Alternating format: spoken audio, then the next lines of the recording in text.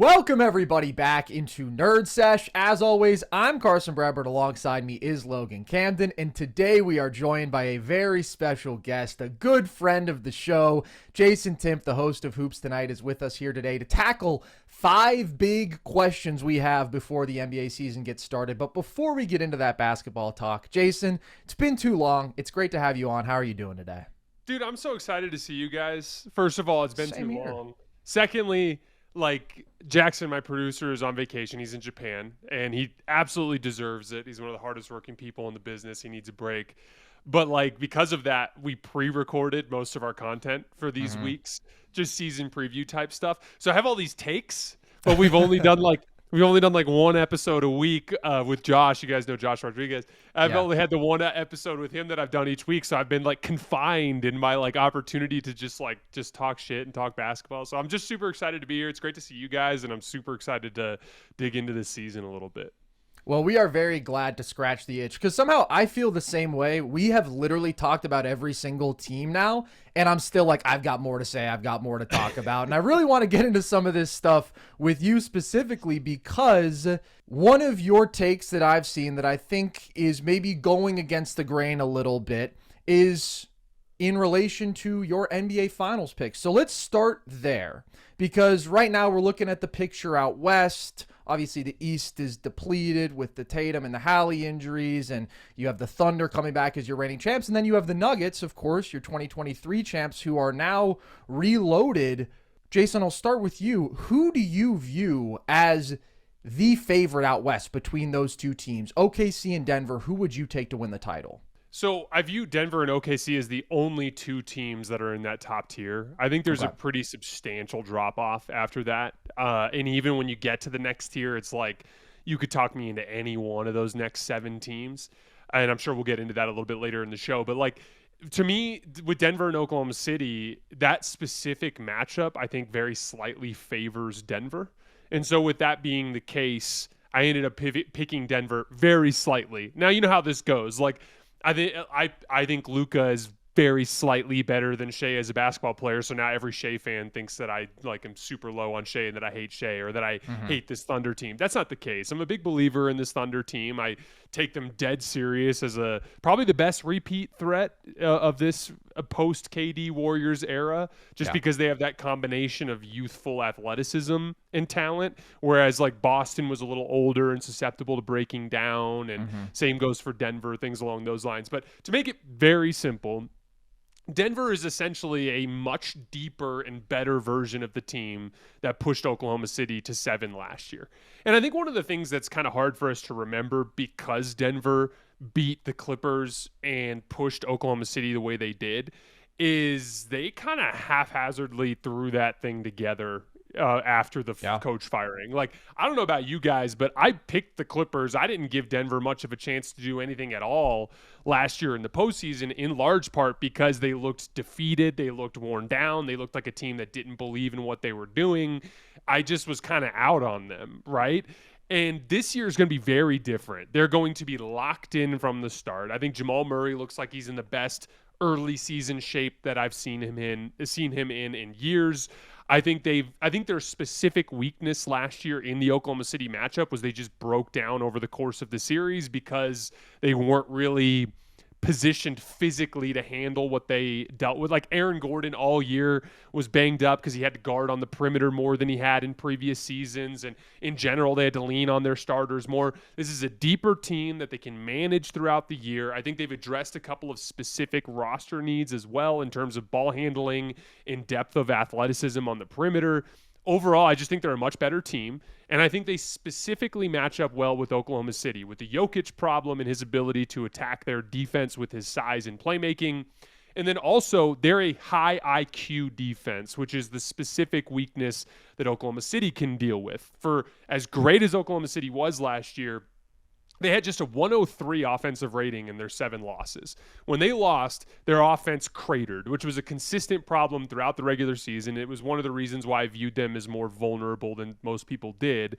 And in that circumstance, in the playoffs, just through a lot of zone and mixing up coverages and sagging into the paint and forcing them to process mentally, they were able to play Oklahoma City into some ugly stretches. Now, to be clear, Oklahoma City will also be better this year through internal improvement. Yeah. So while I view Denver as substantially better than last year, I also think Oklahoma City will be better. And the question is, which team will improve more with respect to their previous year's teams? But I'm not going to be surprised if Oklahoma City wins, but I would give Denver a very slight edge over them. I'm going to roll with OKC, and I completely agree with you, Jason. I think Denver and OKC are in a class of their own. I would be pretty surprised at this point. Obviously, the season hasn't started if somebody else comes out, but they seem like they are atop the heap. And you're talking about the offensive rating in some of those games and in their losses specifically. I do think the offense is going to be better this year. I thought it was a down playoff run for OKC. They shot 4% worse from deep in the playoffs. J-Dub and Chet really struggled in that series offensively.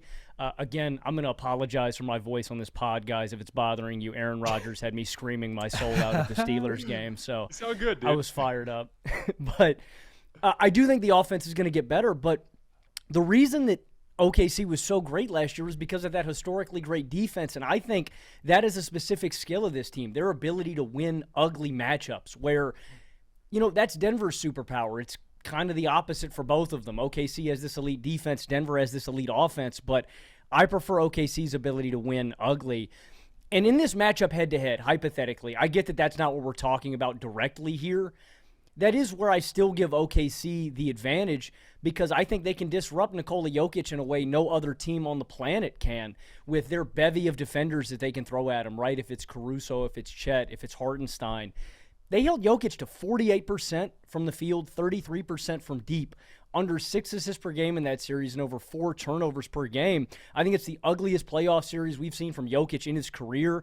Like games 2 through 4, I think are the worst stretch. Game 7 was not pretty. 9 field goal attempts, 5 turnovers. Like, that to me is the thing that really gives me the edge over OKC. I completely agree. I think internal development from Chet, J-Dub, like Cason Wallace, I think all those guys should get better, but to me, the edge goes to OKC because of how bankable their defense is and their ability to actually disrupt Denver in a way that I don't really think any other team in the West can. I'm also going to go OKC here. I do love what Denver's done, and I think that they are a better team on paper than anybody that OKC played en route to the title last year. I think that the upgrade in terms of depth is significant. Them having a legitimate quality backup center, them having a legitimate quality bench shooter in THJ who they can turn to, having something of a proven veteran do-it-all kind of wing who can handle and play make a little in Bruce Brown, who we've seen succeed in this system. And then obviously the MPJ to Cam Johnson upgrade is super significant. I just think Cam Johnson is a better, more versatile, more consistent player who does pretty much everything that MPJ did very well, and then also brings you a little bit more dimensions in terms of some ball handling, some passing feel where MPJ was so limited. And I just think he's a higher IQ, a little bit more of a high field player overall. So all of those upgrades are meaningful to me, especially when you consider just how bad MPJ was in the playoffs last year, and we understand the AC sprain, but he is a guy who, if he's not making his shots, is detrimental to your basketball team. And Cam is not only an elite shooter with great size, can do it off movement, a lot of the same stuff that MPJ does, he is also going to bring you more capable all-around play and won't have some of those same disaster performances. And then the craziest thing is, obviously, year after year, we talk about these unprecedented on-off splits with Jokic, but when he was on the floor, the Nuggets were a plus 10 net team last year. When he was off the floor, they're a minus 10 net team, and that's been the trend for the last 3 years, basically. So if you can go from getting demolished in those non-Jokic minutes to playing competitively, playing close to even, obviously that means that you're still going to be, in a vast majority of the matchups, winning the Jokic minutes convincingly, and you're just going to be stronger as an all-around team. So there's no question that Denver is much better positioned to be a more consistent, elite regular season team, and I do think that they have the best formula to beat OKC of anybody in basketball because of these improvements they made and because they have the best player in the world and the best offense in the league, in my opinion. That being said, OKC to me still has more margin. And I've seen a lot of people start from the place of, okay, well, Denver pushed them 7 last year, and Denver got way better. And Jason, you mentioned that, and also OKC, as you say, is going to improve internally, but I kind of think that's a flawed premise to start with, even though, yes, MPJ really struggled, Aaron Gordon got hurt in game 7. I understand all of that, but that wasn't your typical 7-game series in the sense that OKC had a plus 64 point differential in that series. Like when they won game 2, game 7, we're talking about straight up blowouts. Now, 5 of the 7 games were quite close. Denver won 3 of those. OKC won 2. But when I talk about margin, that's where OKC has such an ability to bludgeon you athletically, to force turnovers at this ridiculous rate, to get out and transition at this extremely high volume. And so they can bake in a 20-plus point advantage in a game like that just off of that stuff. And then when you get the best version of Shai, and when the team is shooting really well, which they are absolutely capable of, there's just nobody who can touch them. So even if some of these really close games slightly do lean Denver because their clutch execution is so good, I still think OKC is more likely to have a couple of those blowout wins. And I, again, don't view this as a series in which these two teams were even. I think it was a close series, but I don't think it's a coincidence that the two straight up blowouts both went to OKC. And even acknowledging that, yeah, it went 7, like, OKC shot 32% from 3 in that series. This team was number 1 in 3-point percentage in the regular season after January 1st. Do I think they are that great of a shooting team? No. Do I think it is pure coincidence that some of these guys drop off in the playoffs when you look at a Chet Holmgren, when you look at some of these spot-up shooters?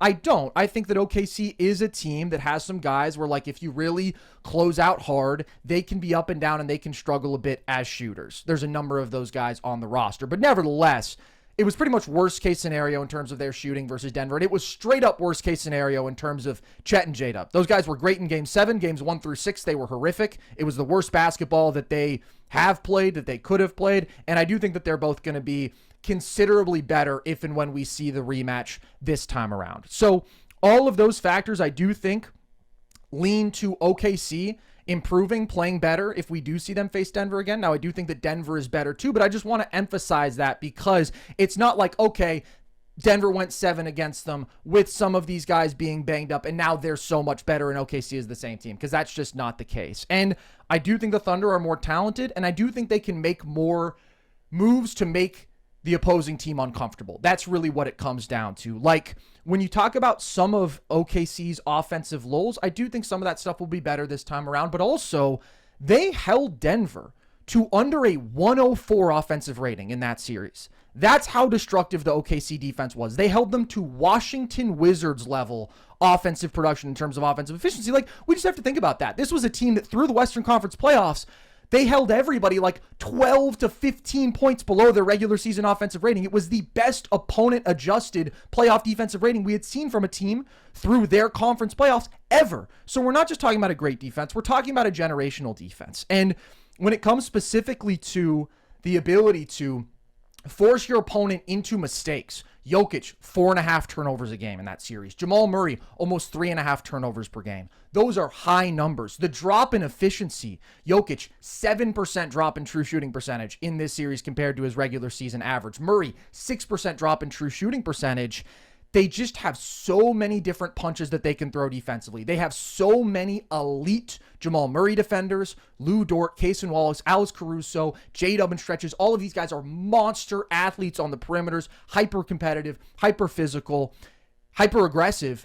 And then you think about the things that they can throw at Jokic, and nobody has ever defended him better than they did in the series this past year. Like you said, Logan, Jokic had 3 great games, and he had 4 clunkers in this series. We have not seen that since he reached a superstar level. Nobody else has done that to him, and I do think there's a lot of options they have. Specifically, you have the look where you put iHeart on him with Chet roaming, and now you have the big physical body who can contend with him reasonably well in the post, and you have the elite backline defender rim protector who's constantly in help. Or you have the ultimate switch up punch that they threw at them, which is, of course, you put Caruso or you put J-Dub on Jokic, and you have the ability to front. You have the ability to deny him in the post. You have these guys who can really bother his handle, and they're crazy, crazy physical. They make it hard to even get the guy the ball, and they can totally limit his volume in a unique way. And then if you do get him the ball, this defense can swarm like nobody else. With the number of high-level defenders they have, with the speed, with the length that they have, they can just be more aggressive than anybody else.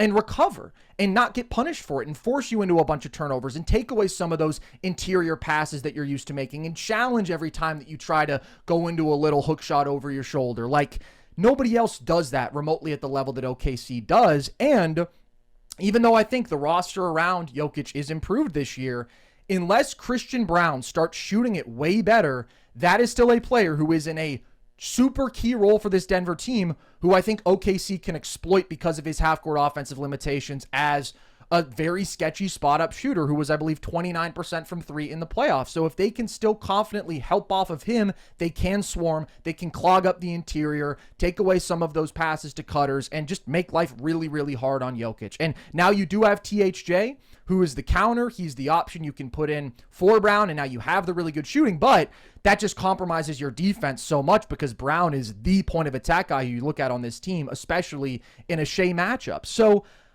I think Jokic will play better this time around. I think the Denver offense will play better this time around. But we're talking about coming from a place of the worst series of Jokic's career as a superstar, which was not a coincidence because it was up against the best defense he's faced by far, and just an overall really, really rough series for the Denver offense. And then on the other side of the ball, I just think Denver has way fewer answers. Like you mentioned, Jason, their ability to get crafty with the zone.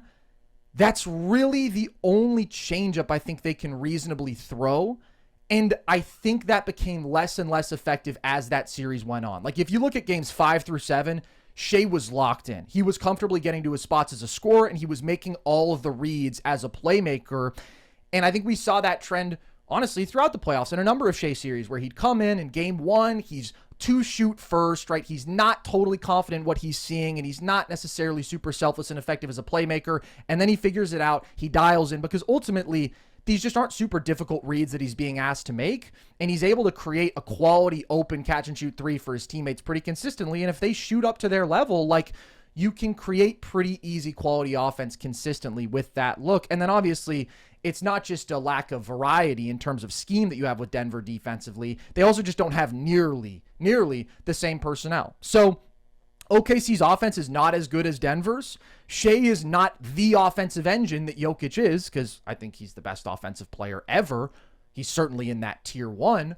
But I don't want to underrate just how insane an offensive engine Shai really is. Like, this is a guy who got his team to like a 127 offensive rating when he was on the floor without J-Dub this past year. His ability to be so efficient as a scorer with such massive volume, to keep turnovers so low, and to bend these defenses in a way where, again, he doesn't always have to make complicated reads to create great shots for his teammates. Like, I think their offensive floor is still high enough for me to believe in their utterly destructive defensive formula. Chet, J-Dub, the shooting all being better. I even think Shai will be better this time around. I think his pull-up shooting, when you look at how his three ball kind of left him in the playoffs after he shot the ball quite well down the stretch of the regular season, like, that's the one question you do have about him as a scorer. But I just think his comfort as a playmaker should be more consistent after a full playoff run of seeing all these different looks. And so I just feel like OKC still has the most margin, and they're the safest bet. I agree with like 95% of what you said, which is why I have Oklahoma City on that same tier and why I wouldn't be the least bit surprised if they won the title. I think there's a philosophical debate surrounding this kind of data that you're presenting, which you and I have had on this show before, which is that older basketball players have a tendency to, when they believe they have a shot, play a certain way, and when they know it's over, to let their foot off the gas. And so, yeah, to me, the fact that Oklahoma City beat the shit out of Denver in a couple of games where Denver obviously didn't think they could win. Well, one of them was the game 7, though. I mean, I don't know if you ever take your foot off the gas. Let's talk about what 7. happened in that game. In the beginning of that game, Aaron Gordon was heroically playing through his hamstring injury, and Denver was hanging tight. And then Denver went to their bench, and the floor fell out. So, like, and then it became one of those things where it was obvious that they weren't going to be able to overcome it. The belief left them, and then Oklahoma City ran away with the game. And then game 2 was your textbook. We stole game 1. We're the veteran team. They beat the shit out of us. That happens, right? So, like, I'm not trying to say that, I'm not trying to undercut completely your idea. I'm just trying to say that, like, you're always going to see somewhat of a large sample statistical benefit towards the younger, more athletic team, simply because of the fact that they're going to be more engaged possession to possession, irrespective of surrounding circumstances, than an older veteran team. A classic example of this is just that entire season in general for Oklahoma City. They win 68 games in a brutal Western Conference, and they have this historically great defensive rating, historically great net rating. Everything about that data would tell you this team's going to just bull rush everybody in the postseason and lose 1 or 2 games and hoist the trophy. That's not what happened. They got pushed to the brink twice. So the point being that data would strongly lead us to believe that Oklahoma City was a juggernaut, and they very clearly were not when they got into the postseason, because they're the younger athletic team, and there are veteran teams that don't necessarily have that statistical backing, but that can reach a level when they need to. That series came down to 2 games, Game 4 and Game 5. And in both games, Denver was right there, and they lost steam at the end. And a big part of that came down to a lack of depth and asking too much of Jamal and Aaron Gordon over the course of games to where they didn't have the legs they needed towards the end. This is a more physically and mentally prepared Denver team than what we had last year. Again, I agree with 95% of what you just said, which is why I'm a huge believer in Oklahoma City. I have them as a top-tier contender. I think that they're the best chance to repeat in the post-KD Warriors era. I'm just pouring a tiny bit of water on your idea that these OKC blowouts, like Oklahoma City's going to blow out a lot of teams in games where they don't think they can win, especially against older veteran teams that are saving their energy for another chance to fight.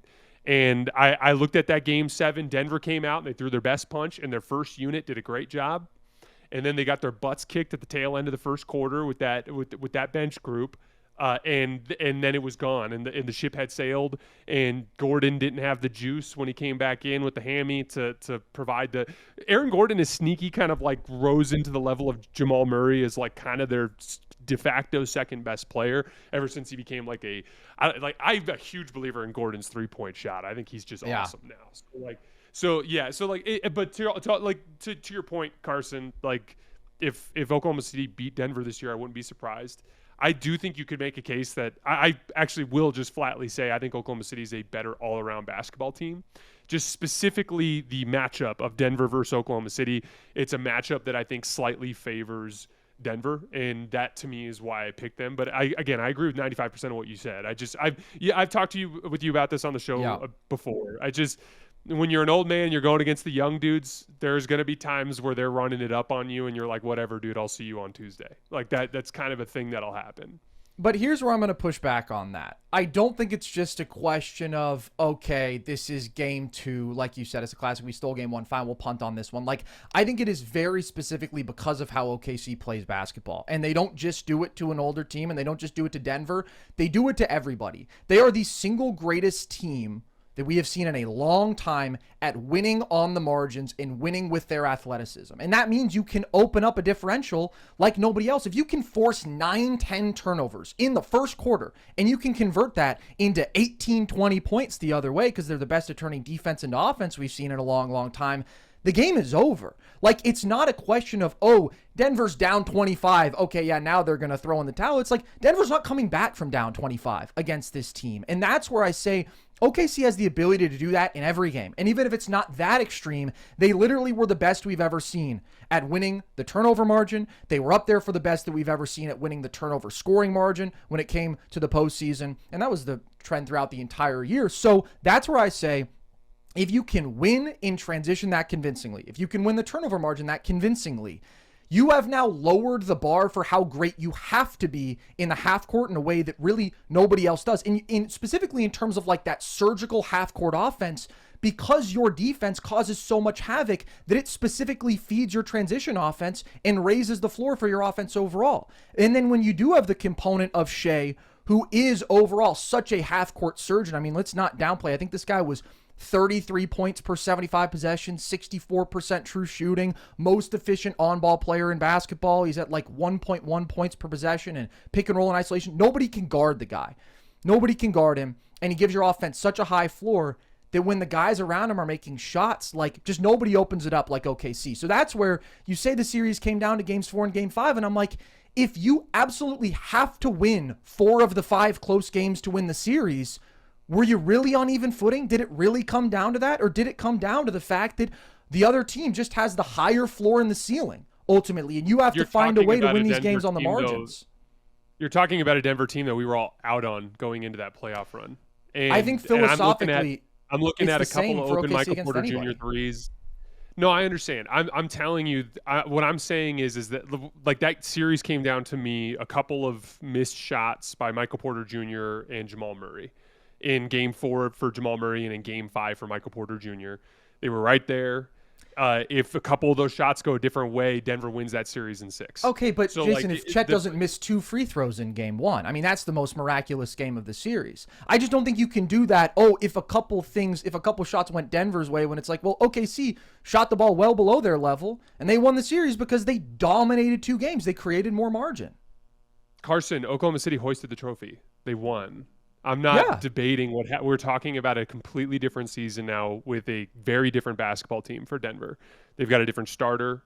They've got a different belief and a different like level of motivation from day one. Like they had Russell Westbrook on their team last year. Like they were so devoid of talent in specific key. And he was their groups second best player for a stretch of the year, by the way. that they signed Russell Westbrook. Okay, so like the guy that almost went to China this week. Okay, so like it's a very different circumstance.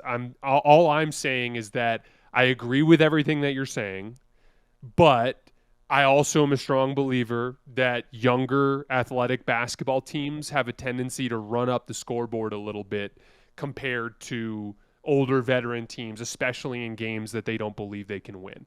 And what I saw in that series was Oklahoma City threw their desperate we can't fall down 2-0 punch, and Denver kind of tried to meet it, but then it ultimately wasn't a game that they thought they could win, so they packed it in and got their butts kicked. And then as soon as that bench group got smacked in the end of the first quarter in Game 7, very similarly, there was a lack of belief and execution from Denver that manifested in the blowout. That doesn't mean that I'm saying that Denver should have won the series. That's not what I'm saying. I'm just simply saying that it was closer to me than those, than the point differential would lead you to believe. I mean, we can say what we want. You said there, what was it, plus 64 was the point differential? So regardless, plus 64 was the point differential, and even though those shots didn't go in, there were a couple of shots that had Denver hit, they would have won the series. So like that ultimately is where it gets tricky for me, is like there were pivot points in the series even though there was a 64 point margin, right? And like and that's like it, and again, I agree with everything you're saying. I thought the Hartenstein on Jokic look with Chet behind was a real problem. I thought that their inability to enter the ball to Jokic in the high post against fronts with J-Dub and Caruso was a real problem. I even would go as far as to say that the physical wear and tear is part of what Oklahoma City does to you. That's how Tyrese Halliburton breaks down. That's how in the Denver series Aaron Gordon breaks down. That's how Ja Morant breaks down. Like I'm not debating anything you're saying. I think Oklahoma City is is one of the top tier championship contenders in this league, and I think they're arguably the best team in the league. This was a team that won 68 games and had like historically great net ratings and stuff, and they looked very vulnerable last year in the postseason, which is I'm just trying to make the point that like this is why basketball is more art than science to me. If it was just like let's pick the best net rating team, we go back through NBA history, sometimes the team with the best net rating wins the title and sometimes they don't, because it is more complicated than just the science of it all, if that makes sense. So I do absolutely agree that series was closer than the 64-point overall differential. But, like, I'm just trying to make the counterpoint to, I see a lot of people go with the logic of, oh, it was a 7-game series and now Denver is this much better, and discount OKC's improvement, and discount that, to me, it was not your typical 7-game series. Absolutely 5 of 7 games were very close. There's no denying that. But again, it's not like, ooh, it was 50-50 on who's going to win the blowout. I feel like we all knew going into the series. I mean, this is at least what I said a bunch. The blowouts in this series are going to go to OKC, and Denver has to be perfect in the close games to win. And I just think that's a difficult formula to sustain, and I still think that remains the formula they have to follow to win. So before we move on from this, I just want to ask, what would you say is your biggest reason for confidence in Denver this time around? And specifically, I'll ask interrelated with that, does it come down to how much better Jokic fares and plays in this matchup in a rematch? Yeah, so it's basically on a very, very simple level, it's the best player in the world with the best roster he's ever had. So that's the very simple way for me to put it. There's more basketball philosophy stuff. So for instance, like margin for me is such an important part of running a quality basketball organization. It's why I believe in teams like the Clippers, or why I think Atlanta is going to be good this year, because I think Atlanta is going to win things like turnover margin, points in transition, things along those lines, right? Like there are certain basketball beliefs that I have that I think may have big benefit in large sample stuff, especially over the course of 82 game regular seasons. But there's this thing that happens, especially with really smart basketball players. You start taking care of the basketball. You start focusing, and you can minimize the impact of margins over a small sample in a specific moment in a playoff series, which is that's where it ultimately comes down to the half court battle, right? Like that's what ends up determining those big moments for the most part. I'm not trying to say that margin doesn't exist in those games. It just matters a little less when you get to those big spots, and suddenly it becomes about half court execution. And to me, I've got the best player in the world, the guy who I think is the best offensive player ever, and I'm pretty sure you agree with me, Carson. I think Nikola Jokic, like I saw Thinking Basketball's like offensive peaks video, and they had Steph 1 and Jokic 2. And to me, the big differentiator between Jokic and Steph is reliable short range scoring. And that to me is what put Jokic over him, is for me as the best offensive player that I've ever seen.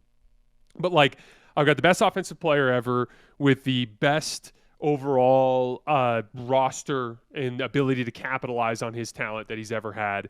And then just in general, it's a basketball belief of mine. I think this is probably one of the biggest fundamental things that you and I disagree on, Carson. I believe in veteran basketball players. I believe in dudes that have been around a long time, that have been playing together for a long time, that have experienced pain and loss multiple times, that have scar tissue from it, and that have like a certain level of just like confidence, urgency. It's hard to explain. It's just, I'm a big believer in veteran basketball players when they have a real chance. Now, when they can be overwhelmed because they don't have the talent, that's where it can become a problem. But to me, like the Denver they check the boxes of both talent and experience and best player in the series and like continuity. Like they just check all those boxes for me. But again, like I want to be clear, like I would not be the least bit surprised if Oklahoma City won, and my margin for Denver over them is as thin as it could possibly be. So I just want to clarify one thing. I believe, like you, in the principle of experience, veterans generally dictating a lot of these big games, big series. That's what the course of NBA history tells us, right? My take throughout the entirety of last year, and this remains my take, even more so now that they've won the title and they have more experience, is OKC is so damn good. They are so talented. They are the exception to that rule. They're the youngest champion we've seen since the 77 Blazers. It's not that I'm making a new rule. It's every few decades there is a team that is so great that they can defy that standard. That's how I feel about the Thunder, and I honestly feel like last year in the playoffs, we pretty much saw their floor, with the three-point shooting being as down as it was. Chet, I can't guarantee a significant offensive improvement from him this year. We'll see what he looks like after a full offseason, but I don't think it's at all a coincidence that the first 9 games of last year, he came out with a different level of assertiveness on offense, doing more as a driver, doing more with the ball in his hands, and then the guy breaks his pelvis, comes back midway through the season, and he's out of rhythm offensively, and he struggles more. Like, for being such a young player, a 7-footer, coming off a major injury, trying to do all the stuff that he does do, like his handle has to get better. The shooting mechanics, I think, have to get a little bit quicker. The release has to be a little quicker. He's got to be more consistent there, because it's back-to-back playoffs that we've seen his three-point shot drop off. I just think he'll be more effective, because I think his offense was really inconsistent, more so than I would expect with his skill set. And then J-Dub, I do think, found something as the playoffs went along this past year. I think that specifically his aggression, playing downhill with force, getting to the rim, getting to the line, like that's the biggest switch that he needed to flip, because the guy is so damn good. But when he falls in love so much with the little mid-range fallaways and the 16-footers, it's like he's not good enough at those shots to live off of them. But once he got to that Pacers series and the Minnesota series, he was getting to the basket consistently. And so I pair that, again, I think even Shai will be better in the playoffs this time around with more consistent three-point shooting, more consistent playmaking, because he doesn't have to make that like early series adjustment in the same way. This was his first time really seeing like 4 series of playoff defenses geared towards him. I just think they're too good. That's really all it comes down to. That being said, I do not think they are invincible. I think Denver can beat them. And I do think these are the 2 best teams in basketball. And I do think this is the best roster that Denver's ever had. So I think it just comes down to me being really high on OKC. And that's where I've been with the Thunder. And I think they're going to be better this year than last year. So really, let's assign a percentage. So I'd go like 53-47 in favor of Denver in a series. What would you put it for OKC over Denver? I would put it at probably 77-23 OKC. I think okay, so you have OKC as a runaway repeat favorite this year. I think they are a clear, significant favorite. But to me, if I'm giving you a 1-in-4 chance to win the series, it's got to be reasonably close for me to say that, right? You don't win a lot of 7-game series just pure outlier. Like, it's too large a sample size for you to fluke into a win in a series. So I think Denver's a big threat. I think Denver is, as I said, better than anybody they played last year. I do also think OKC is better. I don't know if I have these 2 in a tier above everybody else.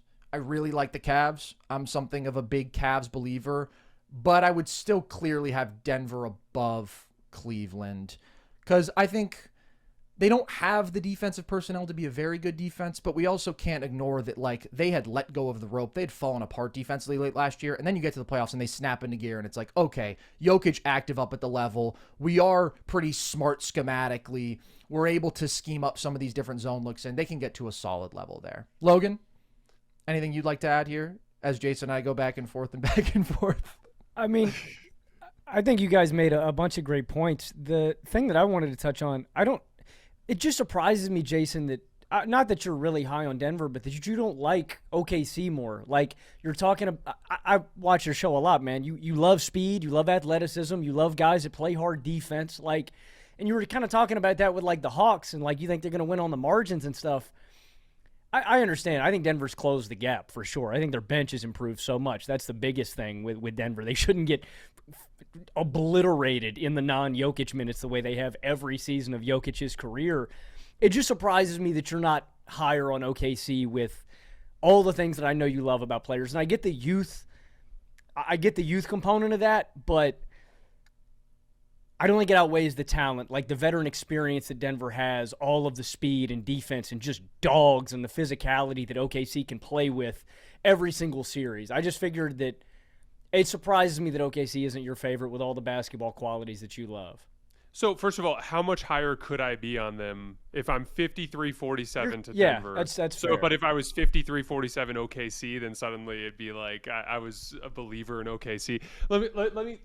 I keep looking at a couple of specific things. So let me provide a couple of very basic stats. Oklahoma City only won 3 more games versus the Western Conference last year than the Los Angeles Lakers, led by old LeBron, Fat Luka, and Anthony Davis. They lost to Milwaukee in the in-season tournament championship. With the same problems that they showed in the postseason, and then they got pushed to 7 twice. They beat Memphis, who obviously was the one team in the Western Conference that was like stuck out like a sore thumb as not a real threat compared to the other 7 teams. Minnesota, to me, is like a awful match. Oklahoma City is an awful matchup for Minnesota. I've talked about this in my series preview. I literally think Minnesota cannot beat Oklahoma City. They provide the trifecta of weaknesses for Minnesota: elite rim protection, athletes that can hang with Ant, and a better mid-range, short-range scorer than Ant. And that just is a death sentence. I've talked about it with Minnesota. I literally don't think they can win the title unless Denver beats OKC in the second round. I think that's their only chance. If OKC ran into Minnesota again, it's OKC in 5 again for me.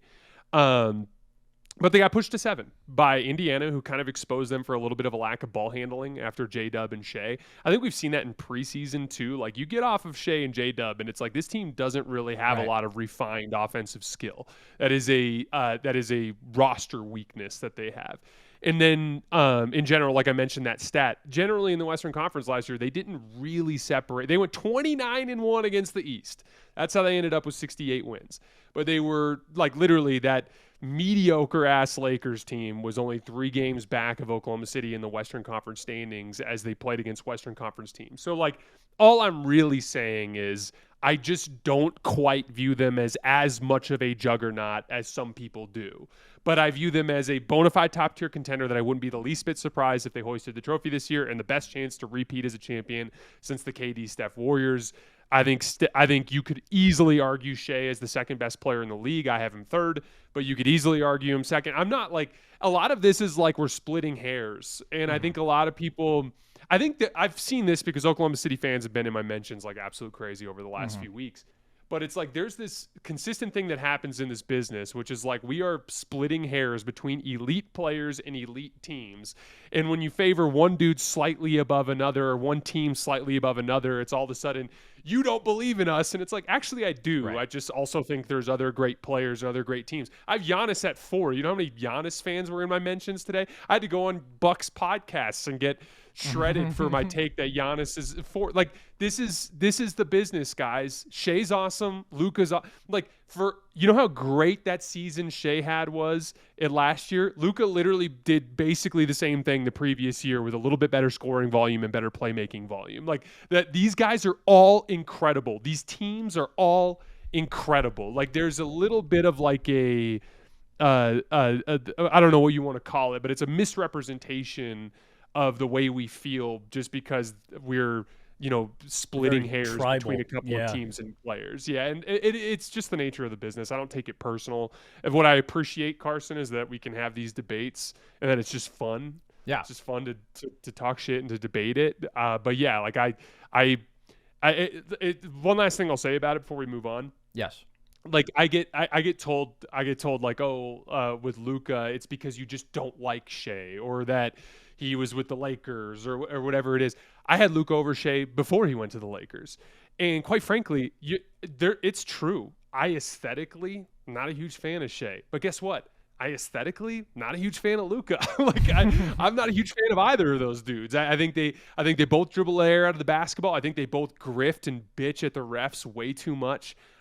But at the same time, as a basketball fan, there are little things that I love about both of their games. There's a lot of like little skill details with Shai that as a basketball player I am drawn to. There are little things with Luka that I am drawn to. I like it. It doesn't have to be one thing or the other. It doesn't have to be I hate Shai. It can just be not my favorite player to watch. Like I watched the Bucks game this morning, and like he had this play where he got downhill and Giannis was waiting at the rim, and he literally just like tucked the ball in his left hand and led with his right arm and hooked both of Giannis's arms with his right arm and then went up, and it was the griftiest bullshit move I've seen from anybody in preseason, and that stuff drives me crazy, and I think it's bad for the game, and it makes me like viscerally not like him sometimes. But I feel the same way about Luka, and I don't allow that to affect my like judgment of them as a basketball player.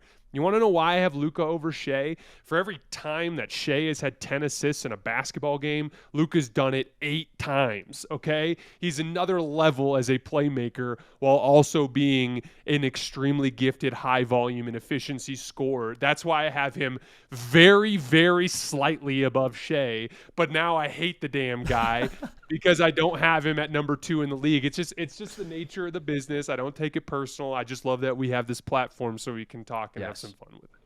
Well, first of all, I totally agree with you on how ridiculous it is. Like, I think if people could see how much we agonize over every decision, it would be different. Because, like, we rank shit all the time, right? And sometimes the difference between 7 and 10 for me is so slight that, like, I will debate it, go back and forth, and then even on the show, I'll try to make it clear, like, look, these are all the pros for this guy, these are all the pros for that guy. Ultimately, I value this ever so slightly more. And then a graphic goes up, and it's how could you disrespect? So, like, I totally understand what you're talking about. You're preaching to the choir there. In terms of the basketball, I do just think I'm higher on OKC, and I do think I'm higher on Shai than you. Like, when I look at this matchup, to bring it back to Thunder Nuggets, I think for Denver to win the series, Jokic would have to pretty resoundingly outplay Shai. Still, even though I think the Nuggets roster talent is better, and it's tough for me to see him doing that when he is facing such a monumentally difficult matchup, and Shai is facing ultimately a team that just doesn't really have the personnel to make him uncomfortable if he plays up to his potential. And I think we saw that last year in the series. Jokic is the best player in the world. Jason, I've been saying that as long as anybody. I used to go on your show and I would say that, and Paul Farrington would laugh at me afterwards, and I would say, Paul, just you wait, buddy. Just you wait until those 2023 playoffs come around. So everybody knows how I feel about him. I also do love Shai, and that's the beautiful thing. I love both these teams, and I love Shai and I love Jokic. Maybe I know how to pick them. I'm enjoying this series no matter what we get, but I do think Shai was more consistent throughout that series last year. Again, Jokic had really high highs and he had 4 clunkers, and Shai was able to set a floor of playing pretty well to great in 5 games. And I think a lot of that has to do with the matchup, but the matchup isn't changing in terms of the degree of difficulty for what Jokic has to go through and what he has to overcome. And I will come back to the margin, and we got to move on because otherwise this is going to be a 4-hour podcast, and we don't want to do that to you, Jason. As much as we would enjoy it, you have a life to get to.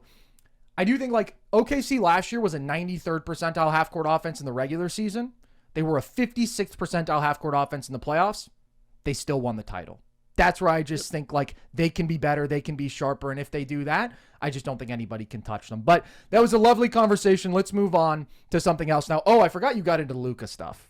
I won't touch that. I do think that Shai is better than Luka. Yeah, I don't think you're do a Luka crazy SGA for debate. that. We're never getting out of here today. We won't. I'm going to make one point really quickly, and then we'll move on. The one thing that I would push back on your point, and by the way, I do think that Luka is the slightly better offensive player than Shai still, but I don't think offensive value just comes down to, okay, Luka is a 9.5 scorer and a 9.5 playmaker. Shai is, I'm going to give him a 10 scorer because I do think he's a better scorer. He's only a 7 passer, so that's 19 points for Luka. That's 17 points for Shai. Luka's the better offensive player. I just think there's nuances there that go beyond how good a scorer are you, how good a passer are you.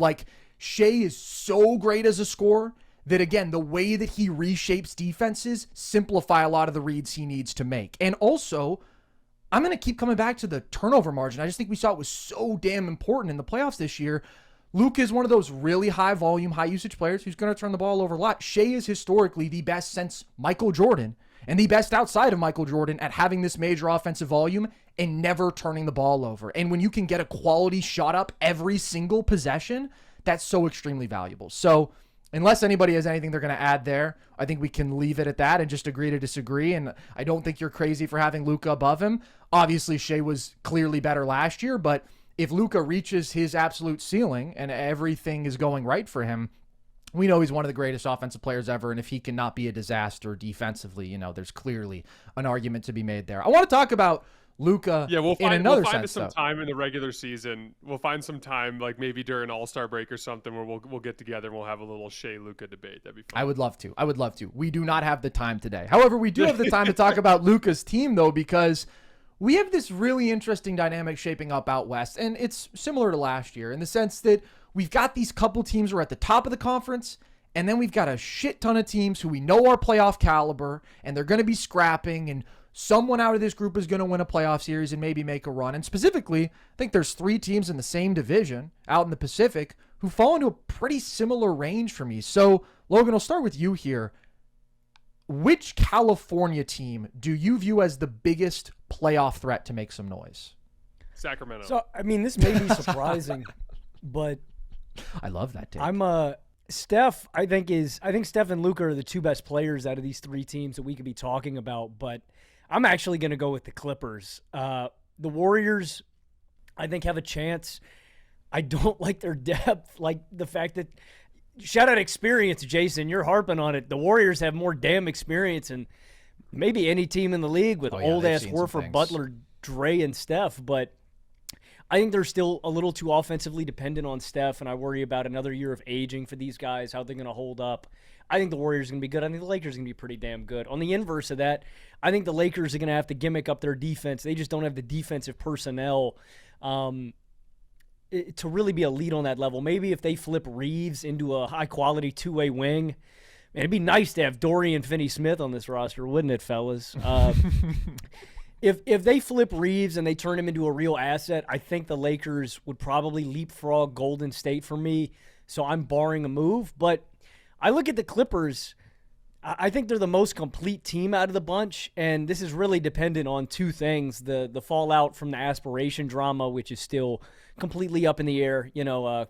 Kawhi says he didn't do anything under the table. And then really the health, which we don't have to beat like a drum, right? That's a thing every year with Kawhi. But I look at this team in the regular season, and they have such a high floor. You've got two anchors on both sides of the ball. As critical as I've been of James Harden in his career, the guy can pass the hell out of the ball and can find an open guy and just manufactures such a high shot quality for all of his teammates. He is a brilliant playmaker and passer. Flawed as a scorer, sure, but he gives you a really high floor offensively. And then defensively, Big Zoo is a really solid anchor there. Yes, he may not be the most versatile defender, but he is a really high-quality rim protector and one hell of a rebounder. And I look at the surrounding pieces. I love the addition of a guy like John Collins. I think he brings a dimension that this team's need, another athletic wing who can shoot the ball. And they just have a ton of versatility with their lineups that they can turn to, right? At the two-guard spot. You need a scorer? All right, let's put Brad Beal, Bogdan out there. You need some defense? Let's get Chris Dunn. Harden's hurt for a game. We'll rock with CP3 for a little bit. Brook Lopez off the bench. Batum, like, the team is deep. They're versatile. They've got anchors. And if Kawhi Leonard is available during the playoffs, I just think they're the most complete team out of the bunch. I've been burnt by the Clippers a million times betting on them, but they are definitely my favorite team out of the Pacific. So that's who I'm rocking with. Jason? Good call with the Clippers. I think they have the best roster in that group. Yeah. Good God, did you guys see Brook Lopez in that game against Denver? I was watching that one this morning. I finally caught up to. First of all, I love how much those two teams hate each other because that was a really fun one to watch on film. But I think they have the best roster in that group. I think that's the team that's most likely to finish towards the top of the standings. The big thing with them is just their superstars. Like Kawhi last year was the first time where he was healthy, and I thought he was unable to reach the level of the top tier guys in the league. And I just don't see that trending back in the direction of him being one of those guys. We haven't really seen that since 2023 was the last time in those first couple games against KD where you're like, oh my God, like Kawhi is on one, right? But with that being the case, with James Harden and obviously his consistent track record of kind of struggling as the stakes get higher and higher, and then Kawhi and his inability to reach that level. We talked about like the veteran versus youthful athleticism dynamic earlier. Game 7 was two old teams that had a chance to move forward, and the Clippers just got their butts kicked. Yeah. And outside of Game 2, where Kawhi obviously looked like robot Kawhi, he looked pretty feeble the rest of that series, but got horribly outplayed by Nikola Jokic and struggled with he just couldn't handle the double teams. Like he was really struggling with the double teams throughout that series. I just don't think the Clippers have the superstar talent to be able to compete with the best teams in the league. So like I view them as the best regular season team in that group. And I'm not going to sit here and pretend like they can't sneak their way through and, you know, somehow find themselves in the conference finals or in the finals, but I just view them as less likely than the other two teams. Really quickly on the Warriors and the Lakers. The Warriors, to me, they're probably the highest ceiling team in this group simply because I view them as most likely to make a trade that improves the team. So, for instance, like the Lakers, which we'll talk about in a second, they could make a trade and potentially enter into some more complicated conversations, especially if they got somebody that addressed a specific roster need, like a Andrew Wiggins, who would improve their athleticism, their rebounding, and their perimeter defense. But I think the Lakers think they're getting Giannis. And I think the Lakers are like, well, if we wait till the draft, we'll have 3 first-round picks. And so if the Lakers make a move this year, it'll be something small on the margins. And with that being the case, that makes it tricky, right? The Warriors have the highest ceiling if things break right for them, because if Steph stays healthy and Jimmy stays healthy and Horford stays healthy and Draymond stays healthy, they could hit on a trade for Kuminga and get back something. I personally think they need somebody more in the Jordan Poole archetype because I don't think Jimmy's scoring is as good as it used to be. And I think Jimmy Yeah, I was higher on that deal than Warriors fans were. I was like, dude, you're going to get a dude who can approximate Jordan Poole and you get a protected first-round pick back? Like, what are we even doing here? But Warriors fans disagree with me. They want another Wiggins type. But my thing is I think Moody and Jimmy Butler can roughly approximate that better than Pods can approximate Jordan Poole, for example. Agree. And if you go back and you watch those 2022 teams when they won the title, Jordan was hooping, and he was coming in to lead those bench units and getting buckets against elite defense. And I think that's a dynamic that they're missing right now. The thing with the Lakers, and the reason why I had the Lakers very slightly above the other teams, really comes down to two reasons. With the Warriors, there is just so much potential for Horford or Draymond or Jimmy or Steph as four dudes who are all over 37. That's a lot of potential to go south.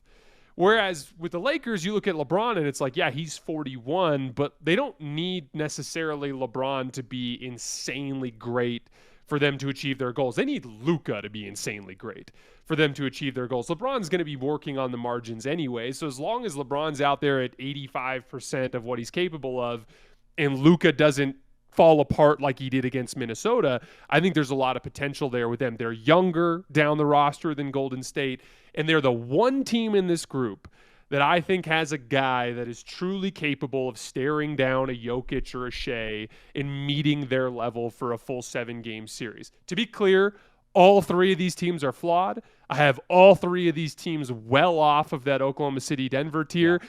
I wouldn't be the least bit surprised if all three of them lost in the first round and we had Minnesota, Houston, OKC, and Denver in round 2. So I'm not out here trying to say, oh, the Lakers are going to hoist the trophy. But out of a group of flawed teams, I think the Clippers don't have the star talent. I think the Warriors have 4 opportunities for 37-plus-year-old players to get hurt, whereas the Lakers only have 1, and the Lakers have the best player in that tier in Luka Doncic. And so that just gives me that very slight edge. But to me, the Lakers, in order to be really serious, they'd have to just nail a trade this year. The one reason why I think Golden State is dangerous is simply because they are most likely to make a trade at some point, but they just have all that injury potential, so I still think the lane is too narrow. So I'm going to lean just ever so slightly towards the Lakers in that group of flawed teams. This is one where you could talk me into anybody. And Jason, I think you did a really nice job of laying out all of the weaknesses that these teams do have. I can't get there with the Lakers without a trade. I think they are a really good two-way wing away from being like a legitimately awesome team. Logan, you made the joke about DFS, but like it's so true how impactful a player in that mold would be.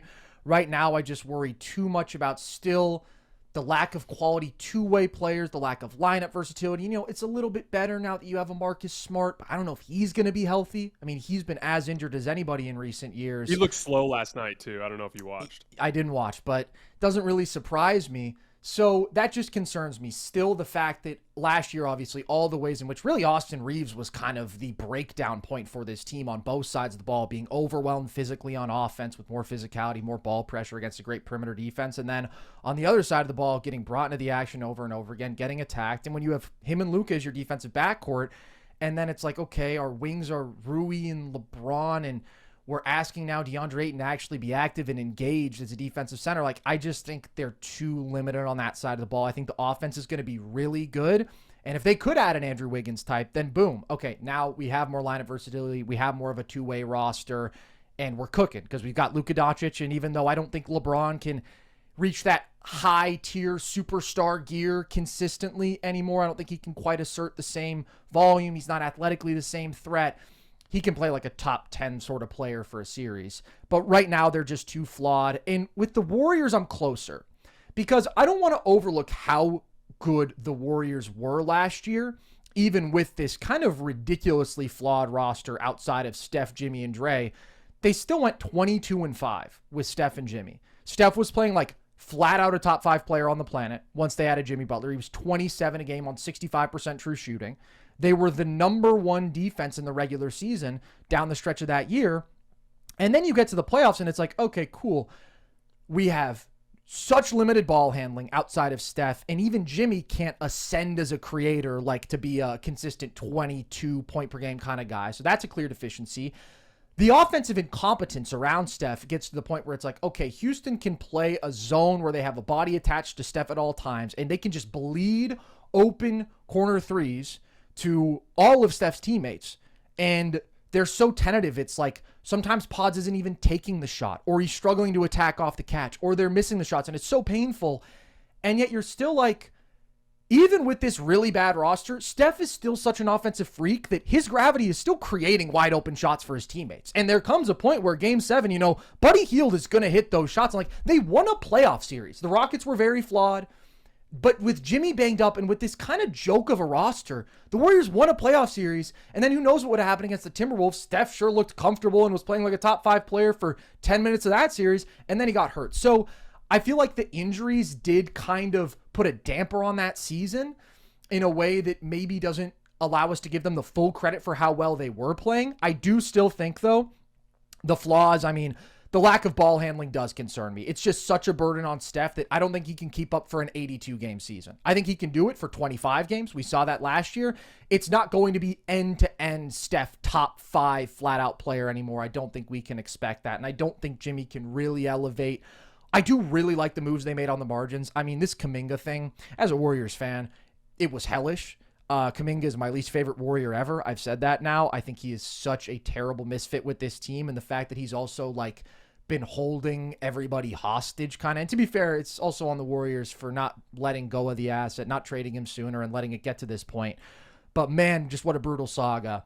I don't think he really does much of anything for this team. A little bit of bench scoring, but I don't think he can play in any sort of productive way with the starters. But the fact that even after all that nonsense, Horford was willing to wait. He's the best center this team has had in so long, and he's such a good fit. The switchability defensively, the 5 out on offense, the high IQ as a passer. I really like Melton as kind of a versatile guard. So I like what they did there, but ultimately, they still are just so reliant on these 3 high-impact guys. And they're really damn good, and they complement each other really well. But like you said, if one of those guys go down or if one of those guys doesn't play their best basketball, I just don't know if they have the talent. I'm very close with them because I do like the fit of the roster. I am going to go with the Clippers here. And I have my major concerns about what level Harden and Kawhi are going to be at over a playoff run. I still just think they have the most talented, balanced roster. I think they have the best depth. I think they're better than last year meaningfully if they stay healthy. They've got more ball handlers. They've got much better front court depth. And you think they should be close to a top 5 defense. They were phenomenal there last year with an offensive formula that includes this elite half-court playmaker, regular season floor raiser Harden, awesome interior big in Zoo, great play finisher, offensive rebounder, all that. Elite wing scorer in Kawhi, who still I think can give you top 15 level when he's right. And then you got 2 more complementary, pretty good offensive players. Beal can still do damage off the dribble and as a creator in a way that Norman Powell, even though he's a really good offensive player, couldn't do that specifically to alleviate some of that pressure on Harden. And, Chris Paul, just in terms of that ball handling load, he's a 3rd guy now. And then John Collins, with a great pick and roll playmaker, what he can do as a finisher off the roll, and with his shooting, I do think they're the most talented. I do think it's the best roster. And so as long as Kawhi doesn't get fired into the sun, even understanding, Harden is going to have a bit of a playoff drop. You just can't deny it at this point. It's every year. It's so consistent where it's ooh, James Harden is absolutely cooking in this game. And the step back 3 is money. And the floaters are just cash. And he keeps getting to his left and getting to that shot. And then there's the game where it's all right, the perimeter defense really ratchets up. They're physical. He goes up against a long athletic team. And it's turns out James Harden can't finish at the rim anymore. Turns out if you really take him out of his comfort zone, you can just kind of take him out of the game. And it's I'm not banking on him, Yeah, it's just too easy to anticipate 3 James Harden clunkers in a playoff series to say this team can really go deep. But I guess I would say they're the safest pick to win a series of these 3. And I can't say that's the ceiling for these teams, but that does feel like a reasonable, good outcome. If any of these teams get out of the first round, that's a success, and I think the Clippers are slightly most likely to do that. Let me give you 2 quick follow-ups. Yeah. And Logan, I'd like to hear your opinion on this as well. So I'm not saying I feel this way. I'm just saying it's a fear that I have for Golden State, because I have Golden State as my 9th contender, the last team in my 2nd tier of contenders. Mm-hmm. And one of my fears there is I've been through this with the 2023 Lakers, where you make a trade and all of a sudden they're super engaged and they're battling up from the play-in, so they're easily the most motivated team in the league post-February, and they rip off a bunch of wins and they're the best defense in the league. That was kind of what happened with the Lakers in that stretch. And then they win a first-round series. They win a second-round series. They lose to a better basketball team. Warriors fans, I went on a Light Years pod a couple days ago, and they said that they thought that they were going to beat Minnesota. I looked at that as much more of a coin flip. I could have seen that going either way. Yeah. But I certainly didn't think they were going to beat Oklahoma City. No chance. And Warriors fans think they were going to beat Oklahoma City. So there's always Warriors fans are delusional. As a Warriors fan, I can say Warriors fans are completely delusional. So what happened after 2023 with the Lakers? They were like, we're going to run it back. Continuity. LeBron was hurt. He had a bad foot. And then they went into the next season and they were a mediocre basketball team. And I'm not saying that I think that is absolutely going to happen with Golden State, but I do think some of the win projection data we're seeing is based off of that tail end of the season after Jimmy Butler was acquired. And I think a little bit of that can be it's not all fool's gold, but I think a little bit of that is associated with the urgency and intensity that they were playing with, being that they were crawling up from the bottom of the play-in to get to where they got. That's my first piece of it. Second piece. Okay. Lakers, Minnesota. Minnesota wins in 5. How much is that series? A series where Fat Luka consistently ran out of gas in the fourth quarter of every single game. He was brutally bad in every fourth quarter. Yep. And they had no center that was playable. Yep. And they really the series kind of hinged on game 4. Game 3, Luka's sick and is like legitimately awful. Luka was awful in game 3. Game 4, JJ Redick throws all his chips on the center of the table. LeBron makes a couple big plays late. They're right there. It could have gone either way. Minnesota wins. Then the older veteran team basically just crumbles in game 5.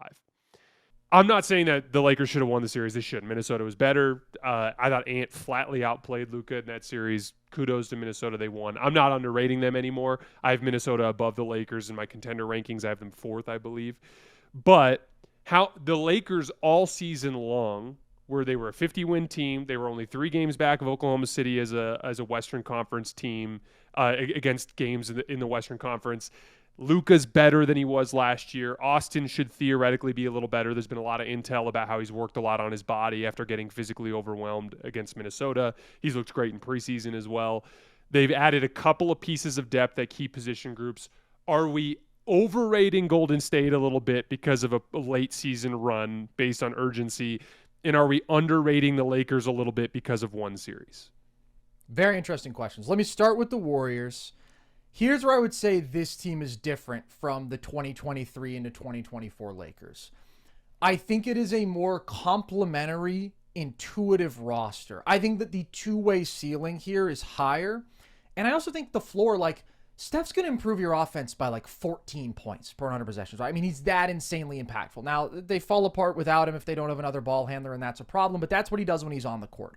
Dre and Jimmy, those guys are so damn smart. They are so damn active. They're going to make you a really good defense. So this is where I think they can just fill in the gap for some of the limitations of the players around them and say, just play your role. Horford, just do what you do. Melton, just do what you do. Paz, just do what you do. And that'll get us to a pretty good place as a team because we have elite offensive anchor, elite defensive anchor, and Jimmy, who's damn good at complementing those guys on both sides of the ball. When I think about that Lakers team, I think about a team that defensively was so lacking around AD. I think about a team that was probably overly reliant on D'Angelo Russell considering his major playoff issues, and they didn't have that third guy. That's where I view Jimmy as like the guy who solidifies this team on both sides of the ball. It's not just LeBron's our great offensive player, AD's our great defensive player. Outside of that, it's like we have a great offensive player and a really good offensive player. We have a great defensive player and a really good defensive player. And so we don't ask as much of the role players around them. I see where you're coming from with the urgency. I don't think the Warriors are going to be on a 60-win pace like they were down the stretch. In fact, you said you have them 9th in your contender rankings. That sounds exactly right to me. I still think there are some aspects of real size, athleticism, and I'll say it again until the cows come home, the ball handling. As great as Steph is, I don't know why you would turn down a Malik Monk. That would have been the top priority for me. I like Pods. Sometimes Pods is really good. Sometimes Pods is incompetent offensively. So you just can't rely on him to be the guy. Logan, is there anything you want to say about the Warriors before we take on the Lakers question? I mean, I was just going to add, Horford, I do think is a big add. This team was relying on Quentin Post a lot down the stretch last year. DeAnthony Melton wasn't healthy at all last season. He makes a meaningful difference as just a contributor. And I think you're hitting on it. Like, they have it's old for sure, but they have a big three, and they have an established hierarchy that I think is going to win them a lot of games. And then filling in the gaps. I think it depends on what your expectations are for Golden State. I completely agree with you guys. I have Golden State 9th in my contender rankings. I think the Lakers and them are on similar footing, but I agree. I think that's about right. Like, if you're expecting Golden State to go to the Western Conference Finals, you may be overrating them, but I think they're going to be really solid. I don't have any big picture takes for Golden State like that. They are on similar footing. I just like the construction of the roster a little bit more than the Lakers. That's what it comes down to. And again, when we talk about the 2023-2024 Lakers, like, the Warriors don't have a lot of talent outside their big three, but what they do have, what they added at the end of the offseason, are smart, versatile role players. DeAnthony Melton is a guy with great length who will defend, who can make shots off the catch, who can handle and play make some. Was playing really well for 6 games for the Warriors before he got hurt. And Horford, again, he's like kind of the perfect fit, at least as perfect as a 40-year-old who is very limited in terms of athleticism could be for this Warriors team and system. So that's where I like the Warriors. On the Lakers front, I think they are definitely going to be better offensively this year, because I think you are going to have a version of Luka who I think is going to be a bit more effective getting past people and driving. Really dropped off there last year, and it's been a trend over the last couple of years where he hasn't been living in the paint at the same rate, and I would like to see him get back to that because it gives him such a high scoring floor when he's not as reliant on beating every switch with the step back and just living off the pull-up threes as much. However, I think if he gets back a little bit of that ability to get past people and get into the lane and score with more volume there, then he should just be closer to the version of himself that he was offensively in 2024 than last year. And that makes a meaningful difference for this team because he really struggled to beat switches in that series. And that really stagnated the Lakers offense overall. The fact that both he and LeBron were settling, and because they were kind of stagnating and isolating against this switch heavy defense, but they weren't getting good shots for themselves. They also weren't putting the defense in rotation and creating good shots for the others. And so I don't think the offense is really going to fall apart like that again, because I think Minnesota's great defense. I think Luka will be a bit better. I think Reeves will be better offensively this time around, probably, because he really struggled. And then the center situation does matter. DeAndre Ayton has a lot of flaws. He's a very talented offensive center, though. And as a pick and roll finisher who can get above the rim, who's got really some of the best, short floater range touch, even extending it out to 14, 15 feet, that adds a dimension that is so useful for Luka as a pick and roll player when he's seeing those conventional coverages, that he can comfortably make those reads and passes, and he's got a big who can finish. I still think Ayton is somebody who does struggle against a switching defense, so he doesn't fix everything for this offense, but he helps. It really just comes down to the defense. DFS had a 13-point on-off swing for this team last year. It's not a coincidence. And there's probably a little bit of noise in there, but he's the one guy who could fill that role of quality two-way wing on this team. And I don't see that guy on the roster this year, and I think they need that guy. So I think the Minnesota series was a particularly tough matchup, and I hear what you're saying about Luka and the center situation. I agree that all that is going to be better, but I still think there's that fundamental kind of flaw at the core of this roster as it's built right now with the defense. Jason, what do you think the ceiling is for the Lakers as a defense this season? I think they're probably going to be a bottom 10 unit on that side. Do you expect, could they be league average? Could they be better than that? If you asked me what I would put them in that 21 to 23 range. Agreed. The thing that's tricky with them is, and the reason why, every fan has the little bit of optimism that they cling to. For me, the tiny bit of optimism that I cling to is the post-AD stretch where they were really good defensively. Now, obviously, Dorian Finney-Smith was a big part of that, but LeBron was awesome in that specific sense. And this team's going to be leaning a lot more on Austin and Luka as shot creators this season. And so LeBron's going to have his lightest ball handling load ever as an NBA player this season. And he can still be kind of like power forward Draymond in so many different ways as a defensive communicator and backline playmaker for a defense. And DeAndre Ayton, one of the things I've noticed with him in the tape is he can have these singular possessions where he'll make mental mistakes, but he's just so much more athletically gifted than anybody who played that position last year for them. And he also adds a dynamic of defensive rebounding that the team struggled a lot with last season. And so I think like the pathway is like kind of like we talk about with Denver, like find a way to get up into that like 12 to 15 range. The difference is Denver has Aaron Gordon and Cam Johnson and Christian Brown, all three of which are better perimeter defenders than anybody that's going to play in the starting lineup for the Lakers. And so that's why for me, I would love to see them make a trade. I just don't think they're going to. But they almost have to be like Denver more last year, where they're a super smart defense. Yeah. The problem is they got a couple of low IQ guys in the starting lineup, and that's where it gets a little tricky. But to me, like the pathway for the Lakers is very simple. I think Luka is going to be much better than he was last year. Another piece above and beyond the speed stuff that Carson was hitting on, Luka had his worst shot making season as a pro last year, at least in his prime. Like he was like just straight up off with his floaters and mid-range jump shots. I think it was also the highest average shot distance of his career too, which Carson was kind of alluding to, which I think is interrelated. You know, you're just settling. If you go back to the Dallas years, especially in the playoff run, he was like this like high 40s, low 50s dude in that like inside a 17-foot range. I can't remember the exact. I think it was like 52% on floaters and jump shots inside of 17 feet in that run. He was in like literally like the high 30s or low 40s or something like that last year. It was really, really bad. Like it was. I'm not trying to sit here and pretend like he's going to be a completely different player, but I think it's a demonstrative talent add, just having Luka back in shape and back to what he was as a shot maker. I think you could probably counteract that by saying, well, it's an older LeBron that now has sciatica. And so there's that, but I do think it's such an old man thing to have, dude. Like, are you kidding me? I know. An NBA player with sciatica? Oh man. But that being said, like I think a lot of it's going to come down to how much they get out of Marcus Smart. If they can get Marcus Smart to be a rough approximation of Dorian Finney-Smith. One of the things with Dorian that I noticed a lot was he actually really struggled when you asked him to put the ball on the floor. Definitely. And he was more of an off-ball defender. He was not a guy that the Lakers really could use on the ball in large doses. He's not as laterally quick as he used to be. What made him so useful was he was a very good help side defender who knocked down wide open catch and shoot threes. And that sort of thing is actually not super hard to find out there on the market. It's where you get the dudes who can guard on the ball against elite perimeter players and can knock down threes, where you start to get up into that like Herb Jones, we're paying 25 to 30 million for this guy type of player.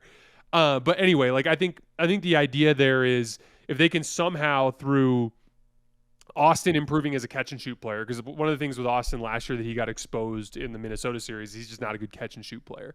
But like I also know Austin, and he's psychotically competitive, and you bet your ass he was in the gym all summer working on catch and shoots.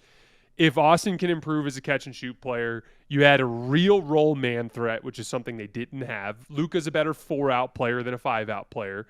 5-out spacing is something he can do, and they'll have that with like Kleba lineups and LeBron at center lineups. But when they have Ayton out there, they have a more traditional 4-out 1-in configuration that matches what he used in Dallas, which is something he's better. He has more space to work with, and they call it a double gap versus a single gap. It's like a 5-out versus 4-out concept. A very simple way to put it is if you position players around the 3-point line and there's 5 dots versus 4 dots, the gaps between them are bigger when you have 4 dots versus 5 dots. Essentially, there's more driving space that you can work with. It's something that a lot of players struggle with if they don't know how to work with vertical spacers, but Luka's arguably the best player in the league at working with vertical spacers. So I think the Lakers are going to be much, much better on offense.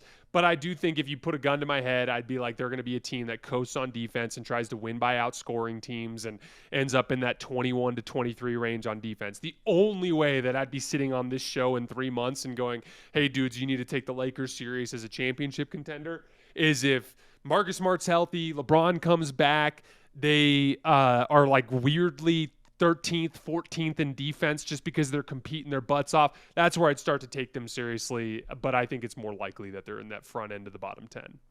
All very interesting teams in the Pacific. I want to open this up, though, and I'm honestly very curious where both you guys go with this. We're just enjoying talking basketball here. So we've talked about some of the best, but Jason, who is the most interesting team to you Let's start in the Western Conference. I considered 3 teams. I considered San Antonio, but I decided against them. I'm a huge believer in Wemby. This is not a Wemby take at all whatsoever, but I just don't think their roster is as good as everyone makes it sound. Like if you start listing the really good players on teams in the West, you get 3, 4 players deep on most of these teams. Some of them 5, 6 players deep. Like if you were listing Minnesota, you're like Anthony Edwards, Julius Randle, Rudy Gobert, Naz Reid, Jaden McDaniels. Those are 5 really good players. You get to Luke Cornett pretty damn fast. You start talking about the Spurs, and it's like it's Wemby and it's Fox, and then pretty soon you're in the he'll be really good in a few years. But and even with Dylan Harper, I think he's looked really impressive in preseason. We've never seen a rookie guard just come in and be like a dominant, awesome 2-way player. That doesn't happen, right? So I moved past them. I considered Dallas. They're weird. I love Cooper Flagg. They probably make a trade this year, but I just don't think they represent enough of a playoff threat. I know this is kind of lame, but I ended up going with Houston. And the reason why is I think they're the perfect combination of like super weird, but also super dangerous. Mm-hmm. At first, I viewed the loss of Fred VanVleet as more or less of a death sentence, but I've been very impressed by them in preseason. I think Şengün looks awesome. Their defense still looks great. It's kind of got like these multiple looks. Like their starting lineup is kind of slow, but it's big. At 3-4-5 going KD, Jabari, Şengün, it's not a particularly fast group, but they're fast at their guards. And I actually think Reed Shepherd makes a lot more sense as a 3-and-D guard than a ball handler at this phase of his career. But like they have an interesting look there, but then they can put these bench groups together that are super fast and they can force turnovers and run out in transition. Kevin Durant's obviously Kevin Durant. I just find them very different than the other Western Conference contenders. Like they're super light on ball handling, but they still have a lot of ways they can score. And then their defense has all these different looks. I think they're just dangerous. They're poised for a trade. My one thing with them is I think their lack of ball handling is a death sentence against Oklahoma City, especially when you factor in the fact that Kevin Durant in his career has specifically struggled against physical ball pressure. It's been something that's been an issue for him. And so, like, I don't know that they can beat Oklahoma City, but they're weird and they're dangerous. And so I view them as the most interesting team in the West. I mean, I think the Rockets are a fantastic choice. And, I mean, they've got a superpower, like you said, that nobody else really has. This should be the best rebounding team in basketball, because you got bring Steven Adams. Also, in the depth they have is crazy with some of these guys. Like Clint Capella is your like 4th big man. You got DFS just kind of buried down there. Like they've got a lot of really strong defenders, a lot of physical guys, and they should rebound the hell out of the ball. I agree. That's a significant flaw that maybe they should address during the season. But in terms of regular season outlook, I think they should be pretty solid. The Rockets were my honorable mention. I mean, they were the second team for me here. And Jason, so much of what you said is like exactly how I feel, where I was so concerned after the VanVleet injury about just like the total lack of ball handling guards, because like he's the one dude on this roster who could fill that role, and they desperately needed that because that's not what KD or Amen, as good as they are in their own ways, are suited for, that sort of primary ball handling, and Reed isn't ready to step up into that role. And so I dropped them from being like right there with Denver as the biggest threat to OKC to being more in like the Minnesota range of like, yeah, I think you're really good, but I don't quite see that same title upside anymore. I just don't see it. Now, I haven't done a 180 there. I still think that's a significant loss. And like you say, I think the OKC matchup is the one you look at, and it's going to come back to bite them. And I don't think that they can work around such a glaring deficiency for 82 games and then 20 playoff games. Like, I think for the most part, they will be able to. And eventually it's going to come back to bite them. But I've just been really impressed by how they've run their offense in preseason. I think it's fun. I think it's different. I think it's really smart to use Şengün so much more as like this quick touch playmaking hub. I've kind of had some issues with Şengün in the sense that like he's been something of a ball stopper in recent years, where it's like, yes, he's a very gifted passer, but if you are going to run your offense through like a bunch of Şengün post-up touches, he's just got to become better as a scorer to justify that. But now it's like he's doing more of, Logan, cover your ears, the Sabonis thing, where it's like, okay, how can I use my playmaking feel as this big with my screening to just like quickly create advantages for my teammates and make good decisions within the flow of the offense? And the handoffs that we're seeing, like, to me, just having that little running start into a handoff for Amen and KD is just flat out better than stagnant pick and roll, because both of those guys kind of need that extra step created for them in some way. Amen obviously has the quickness, but his handle still needs some development, and KD just doesn't athletically, have that same ability to really get by people. So when you embed that little bit of an extra advantage and you get them some momentum and they can operate with an advantage, I mean, KD is still one of the best shot makers on the planet, obviously, and now it makes it a little easier for Amen to get one of those paint touches where he can be so effective.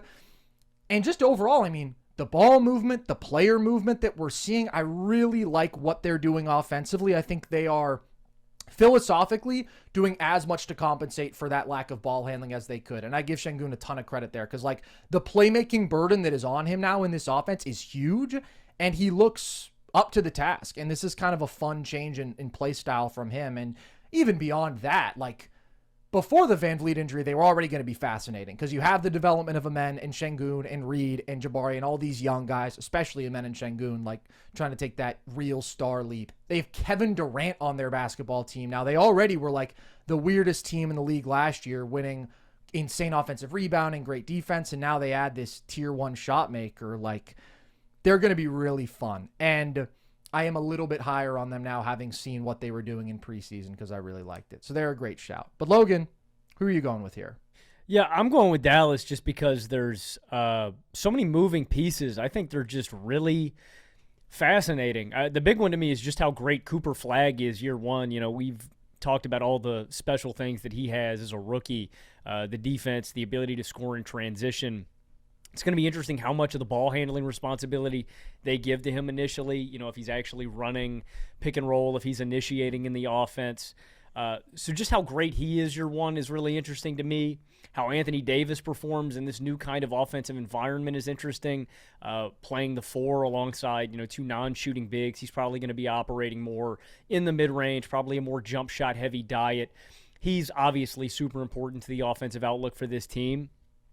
What does Kyrie look like when he comes back?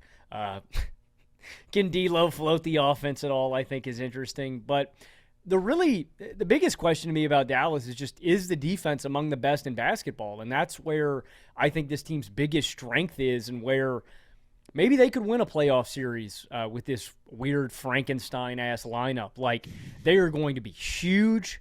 Cooper Flagg at the 3, Anthony Davis at the 4, either Gafford or Lively at the 5. They're going to be super athletic, super strong. Like, I just think this is a physical-ass team, and if there's one thing I've learned over the past, few seasons, especially last year, the one thing that translates to playoff basketball more than anything else is strength and physicality. And so ultimately it's at balance. How great can they reach offensively? I think they're a little too flawed there to go on a run. AD and Kyrie is your number 1. Kyrie coming off an injury, expecting Flagg to have, a lot of responsibility in your offense as a rookie is a little too much to ask. But I think the defense could very well be top 3, and I look at that as kind of a superpower of this team. So they're just really interesting to me. I think there is a really wide range of outcomes for Dallas this season, and just where they end up at the end of the year. If they're winning a playoff series, if they end up in the play-in, there's a lot of different outcomes I could see for Dallas. My main concern with Dallas, there's this thing that happens with size where once the point of attack is compromised, they start to have to move and to rotate. And then suddenly your size can look a little bit slow-footed. I thought it's specifically in the Charlotte game, you saw a good amount of that with LaMelo Ball, just like immediately breaking their defense down at the point of attack and then just cutting them up. And bigs have this natural tendency to sag off of shooters. It's something that happens from like their early basketball development, whereas like guards, because they're used to playing against elite shooters at their position group their entire life, they have a tendency to be more attentive on the perimeter. And like I think Charlotte logged like a 142 offensive rating with LaMelo Ball on the floor against their lineup in that preseason game. By the way, I'm not sitting here saying that I think Dallas's defense is going to be bad. I still think they're going to be an elite defense. I just think they're going to be a team that has some weaknesses on the perimeter where they're either going to go with playmaking and shooting with D'Lo and Clay and just get cut up at the point of attack, or they're going to go with athletes on the perimeter, which will make their defense elite, and then suddenly their offense will fall off a cliff.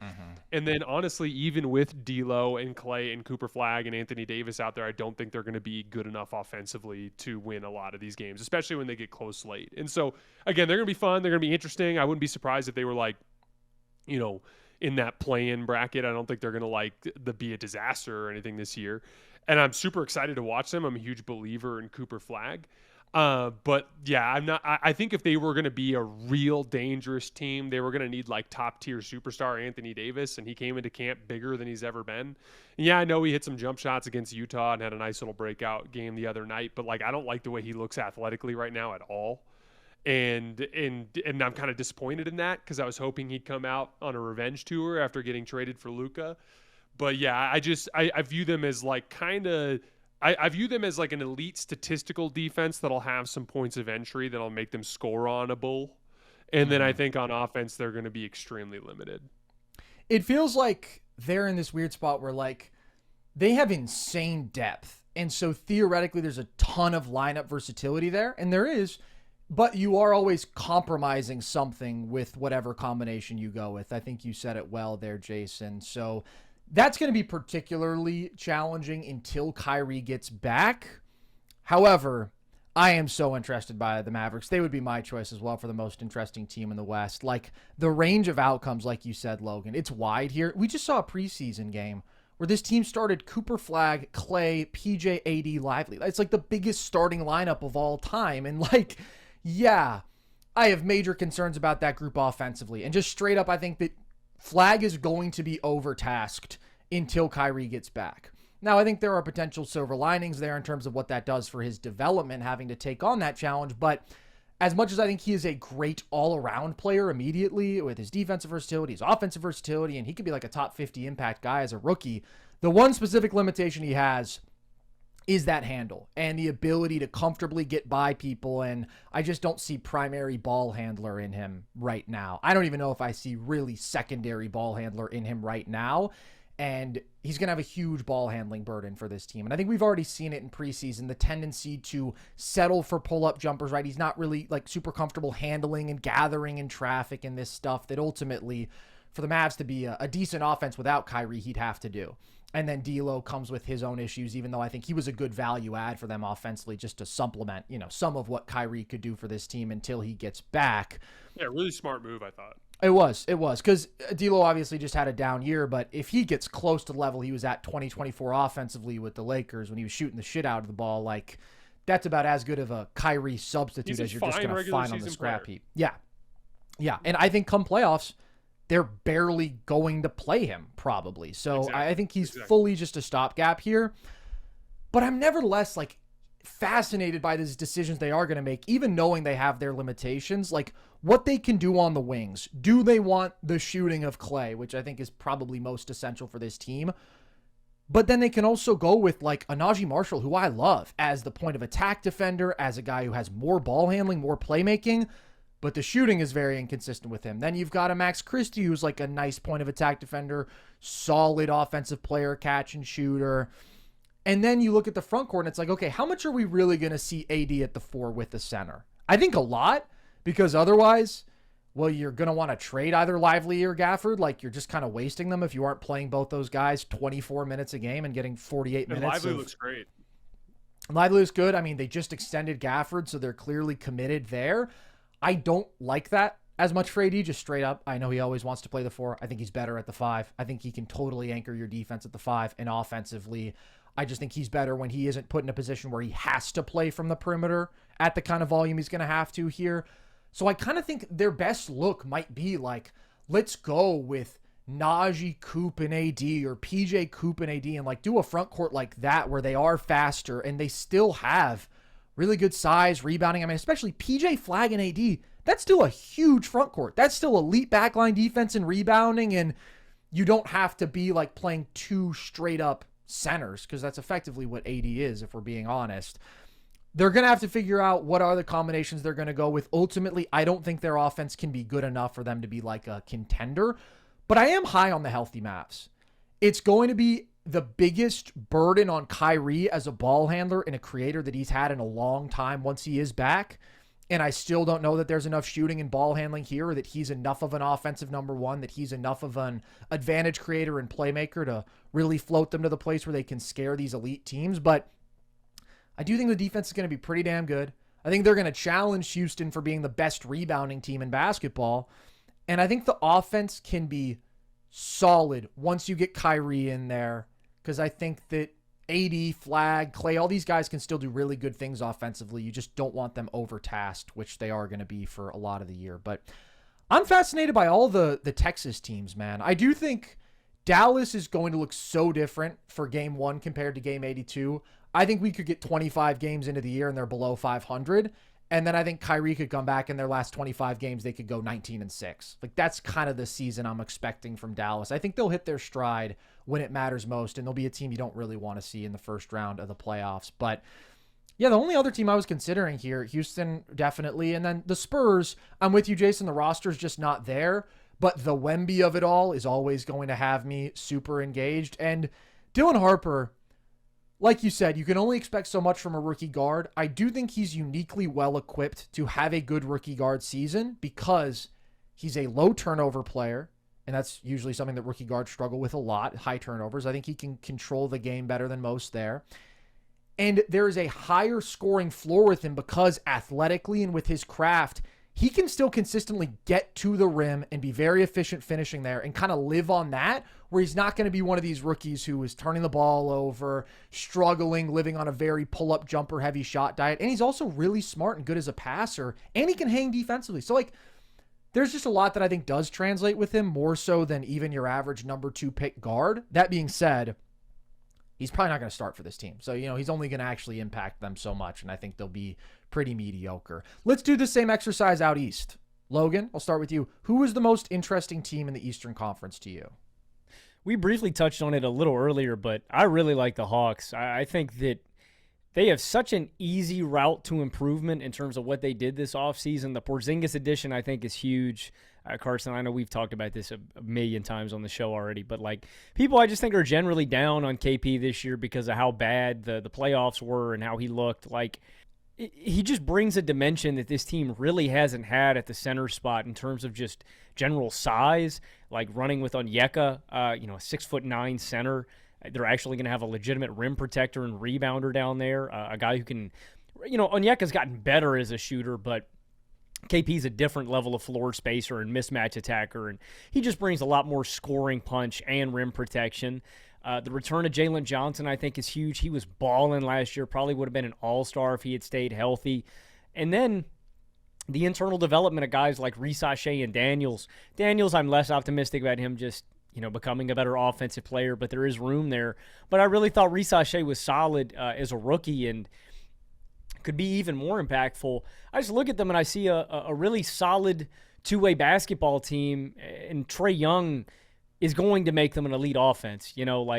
That's just such a bankable thing with Atlanta. So I just see a lot of improvement with this team, and I think that they are I'm not going to go out on a limb here and go super hot take. I'm not going to say they're a championship contender, but they are on that fringe. I'm going to hedge my bets here. If they come out and look hot in the first 2 weeks, maybe I will come here and say some crazy mess like that. But they're on the cusp. And I will say, with a vulnerable Eastern Conference, as we've already mentioned, Tatum out, Hallie out, maybe the Hawks are like that next team that could jump into that group. So I really like Atlanta. I think they are the most fascinating team in the East.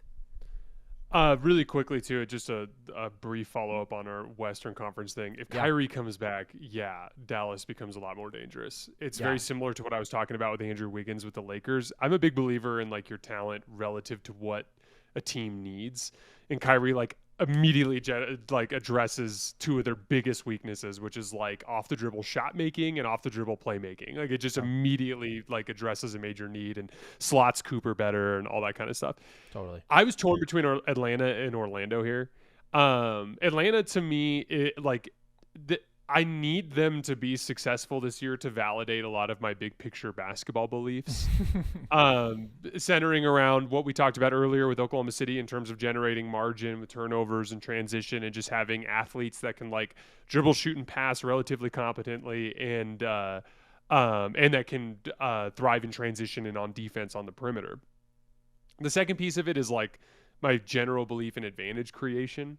One of the reasons why I'm so keen on players like Nikola Jokic and Luka Doncic now, or players like Steph Curry and LeBron James back in their era. I'm just a big believer in that talent. I think Trey is a flawed player for obvious reasons. He's very susceptible to switching. He can be inconsistent to downright bad defensive player, but I actually think he's one of the most gifted advantage creators in the entire NBA, especially against traditional coverages. Like I've seen a lot of talk about like what he would look like with Giannis and like how it didn't work with Dame. I think Trey would make much better use of Giannis than Dame did. Like substantially better. It'd be a completely different ball game. Like Dame like straight up couldn't figure out how to use Giannis on the roll. There's no chance in hell that Trey doesn't figure out how to use Giannis on the roll. So like you give me advantage creation, which is something that I believe in, a depth of versatile perimeter talent. You address the specific weakness of Trey's inability to beat switching and pick and roll and add rim protection and rebounding in the front line. I need Atlanta to be good to legitimize my basketball beliefs. Do you have any? But that was my second place team. Carson, did you have any Atlanta takes before I give you my most interesting team? I'll knock it out because Atlanta's my pick. I mean, I really, really like the Hawks, and I think they're the most interesting team in the league to me, honestly. I just think they're such a fascinating roster. I agree with pretty much everything you guys said, but this is definitely the best team on paper of the Trae Young era. They have one of the most athletic wing groups in the NBA with Jalen, with Shai, with Dyson, with now. And you mentioned some of the development here to watch, Logan. I mean, Shai, I think, is not somebody who's going to ever fundamentally change who he is as a player. I just think he has like some major on-ball limitations. But when it comes to like continuing to develop in this role of really good complementary wing who can shoot the ball well, who's great in transition, who cuts well, who can defend, like his progression last year already was so impressive. After January 1st, he gave you 14 points per game on 61% true shooting. And I just think he gets how to play offensively.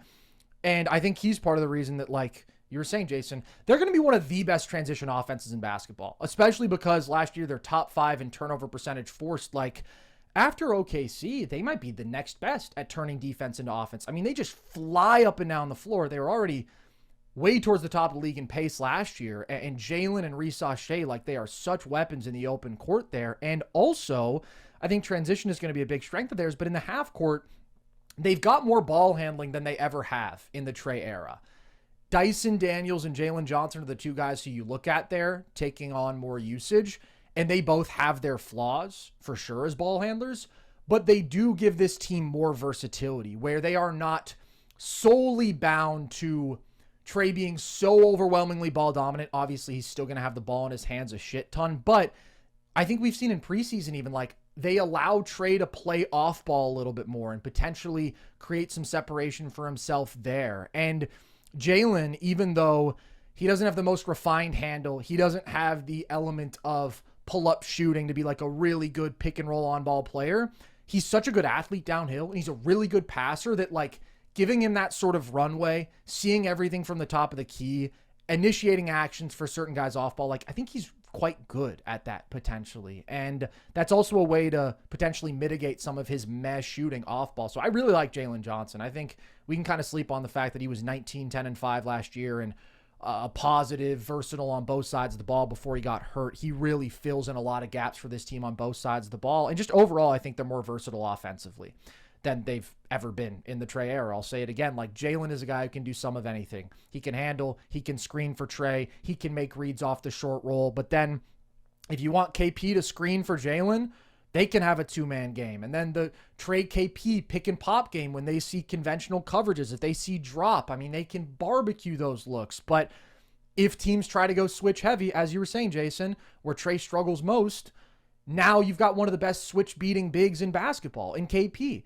So I just think they've done a really nice job of filling some of these holes, finding guys who do the things they need. And I think they're a smart team. Most of these guys have pretty good feel playing off of Trey. And it's just a nice complementary roster. Defensively, they've got a ton of athleticism and length around Trey. That's always kind of needed to be the top priority for this team's building, in my opinion, covering up for him on that side of the ball as much as they can. I think they'll be good there. And offensively, they've got guys who can finish plays well off of Trey. And then even in terms of the bench, you've got Na, you've got Onyeka, you've got Kennard. Like, there's a lot of talent here that really works together. So I'm actually going to even move Atlanta up. I had them behind Orlando as my 4th team in the East. I'm going to make them my Southeast Division winner now and my number 3 team. Just like seeing it out there in practice, just philosophically. I mean, similar to what you were saying, Jason, I just love the formula. I just think they're better built than Orlando. That's what it comes down to. Not more talent, but just a more complete roster. I also trust them to like play to their strengths. That's ultimately why I have Orlando as my most interesting team. Yeah. I think Orlando has a super wide range of potential outcomes. They have the talent and physical imposition. Like, they're just so big and so strong and so good on defense that, like, if you told me they made the finals, I wouldn't be stunned. I mean, this is a team that gave Cleveland hell a couple of years ago, right? And obviously a different version of Cleveland, but obviously a different version of Orlando as well. But they gave them hell because they kicked their butts on the front line just with physical size and strength. But I also think they play one of the most rudimentary offenses in the entire NBA. And it is maddening to watch from time to time as you just watch Franz and Paolo take guard screens while everyone stands around and then they settle for tough mid-range jump shots. And they both have gotten pretty good inside of 17 feet, but like not lethally Shai Gilgeous-Alexander good, and neither of them can make enough of what they need to make from the perimeter. I thought the addition of Bane had the potential to really grease the wheels for them offensively. And then I watched their first preseason game, and I'm like, we saw one inverted ball screen with Bane and Paolo, or one, like, they didn't run a single play with Bane coming off of a Paolo screen, and they ran one play with Paolo coming off of a Bane screen. And it was on a play where it was late shot clock was winding down, and on the same possession, they had Tyus Jones was on the floor. Tyus Jones is getting guarded by Jaime Jaquez, who's obviously just going to switch because Jaime's going to be fine in a matchup against Paolo. And Norman Powell was guarding Desmond Bane, the perfect guy to bring into an action with Bane. And Paolo's like hunting Jaime with screens with Tyus Jones, and they just switch it, and then the possession nearly dies. And then finally, at the end of the possession, Bane goes over and screens for Paolo. Norman doesn't want to switch. Jaime gets caught on the screen, and Paolo goes right downhill and gets an easy layup. Don't see it again the rest of the game. And I just think that their collective basketball IQ, and I'm starting all the way from the coaching staff down here, I just don't think they have the approach necessary to maximize the potential of this grouping. But then at the same time, if they do figure it out, if Jamal Mosley understands how to use Bane as a vehicle with which to get Paolo downhill, either as a roll man or as a handler and inverted ball screens, if they can figure that out, I think they have the physical talent and overall talent to make some real noise. And so I just think they're super interesting because they have such a wide range of potential outcomes. I could see them losing in the first round easily again this year. I could see that happening. Yeah. It's a great shout. It really is. And we may have disagreed on OKC Denver, but since then, Jason, you've been saying a lot of things that I completely agree with. That is really what it comes down to. I mean, I talk about how I like that the Atlanta roster is constructed better, but I also think, like you say, they are just a smarter basketball team, and I think they will lean into what they do well more, and I don't know what I'm getting from Orlando on that front. I mean, on paper, Orlando did a lot right this offseason because Bane is obviously, I mean, the exact sort of volume shooter off movement they needed, a guy who can stretch out the defense, bring some more ball handling they've needed, bring some transition scoring, all this stuff they've needed, can complement these other guys off ball so well. They added even a Tyus Jones, who is a big upgrade from fucking Corey Joseph in that role. Jace Richardson is like a high feel, immediate offensive contributor who can handle a little and can make shots off the catch and has good feel as a cutter and like all this stuff. And then I agree, in practice, I just kind of think about it and I'm like, still so much rests on Paolo and Franz's shot making and decision making. And my confidence in that compared to my confidence in Trae Young handling a majority of the possessions for an offense that now has more versatility and athletes and play finishing around him. And it's like, I just feel more confident in the latter with Atlanta. That being said, maybe that does make Orlando more interesting because the range of outcomes is wider.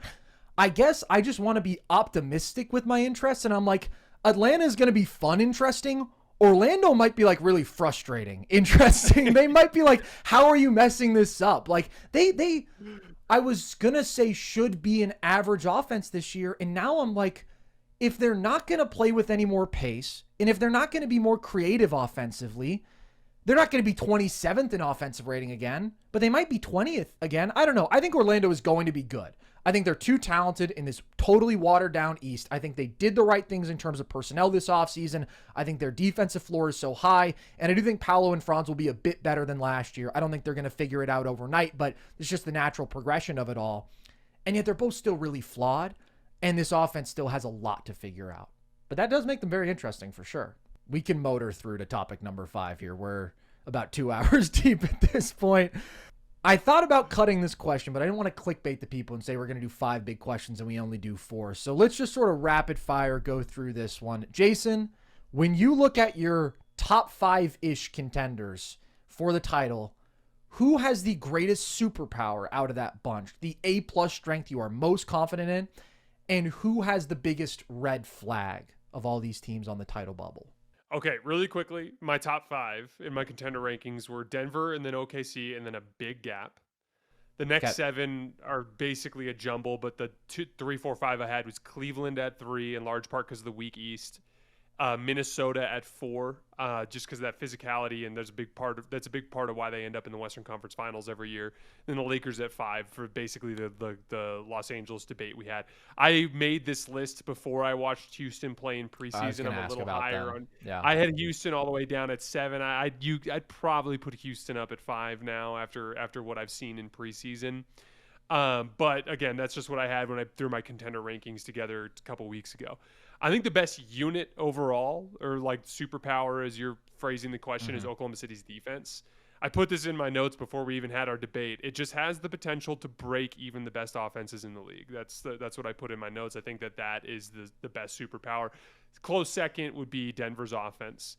Weakest unit in that top 5, and again, I phrased this based on where I ranked my teams at the time of my rankings 2 weeks ago, which was the Lakers at 5. Lakers defense would be the weakest unit. Second place for me, though, and this is probably more relevant considering I said I would raise Houston to 5. I think Minnesota can't beat Oklahoma City. I think it's like if there's one matchup among elite teams in the top 9 that I feel certain of the outcome, I just don't think Minnesota can beat Oklahoma City.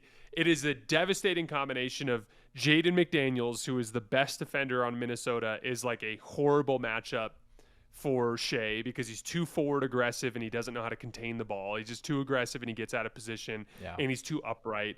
And then on the other end of the floor, it's that combination of having Ant's weaker mid-range scoring than Shai, Gobert, how he mucks up spacing. Oklahoma City can provide rim protection and athletes for Ant. I've never been more certain of a playoff matchup than if Minnesota faced Oklahoma City again. I'd pick Oklahoma City in 5.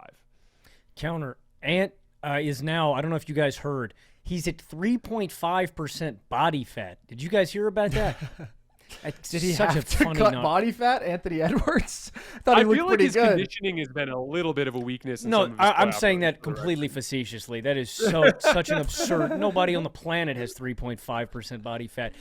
Real quick on Minnesota, because Ant has reportedly he's been grinding Jordan and Kobe tape. If Ant gets that mid-range down, say he's, I don't want to inflate it too. I mean, I think he's like 17% during these last playoffs. I mean, dude, you're thanking God if he's ever settling for a mid-range jumper. Yeah, he usually shoots like 37% from the mid-range, but it's low volume too. He was pretty good there 2 years ago. Yeah. Say he adds that out does that give them an outside chance at all to you? I talked about this in my actual full length contender rankings video, which I think actually just posted today. It feels like I recorded it forever ago, so it just feels funny. But like, I believe Ant will be better.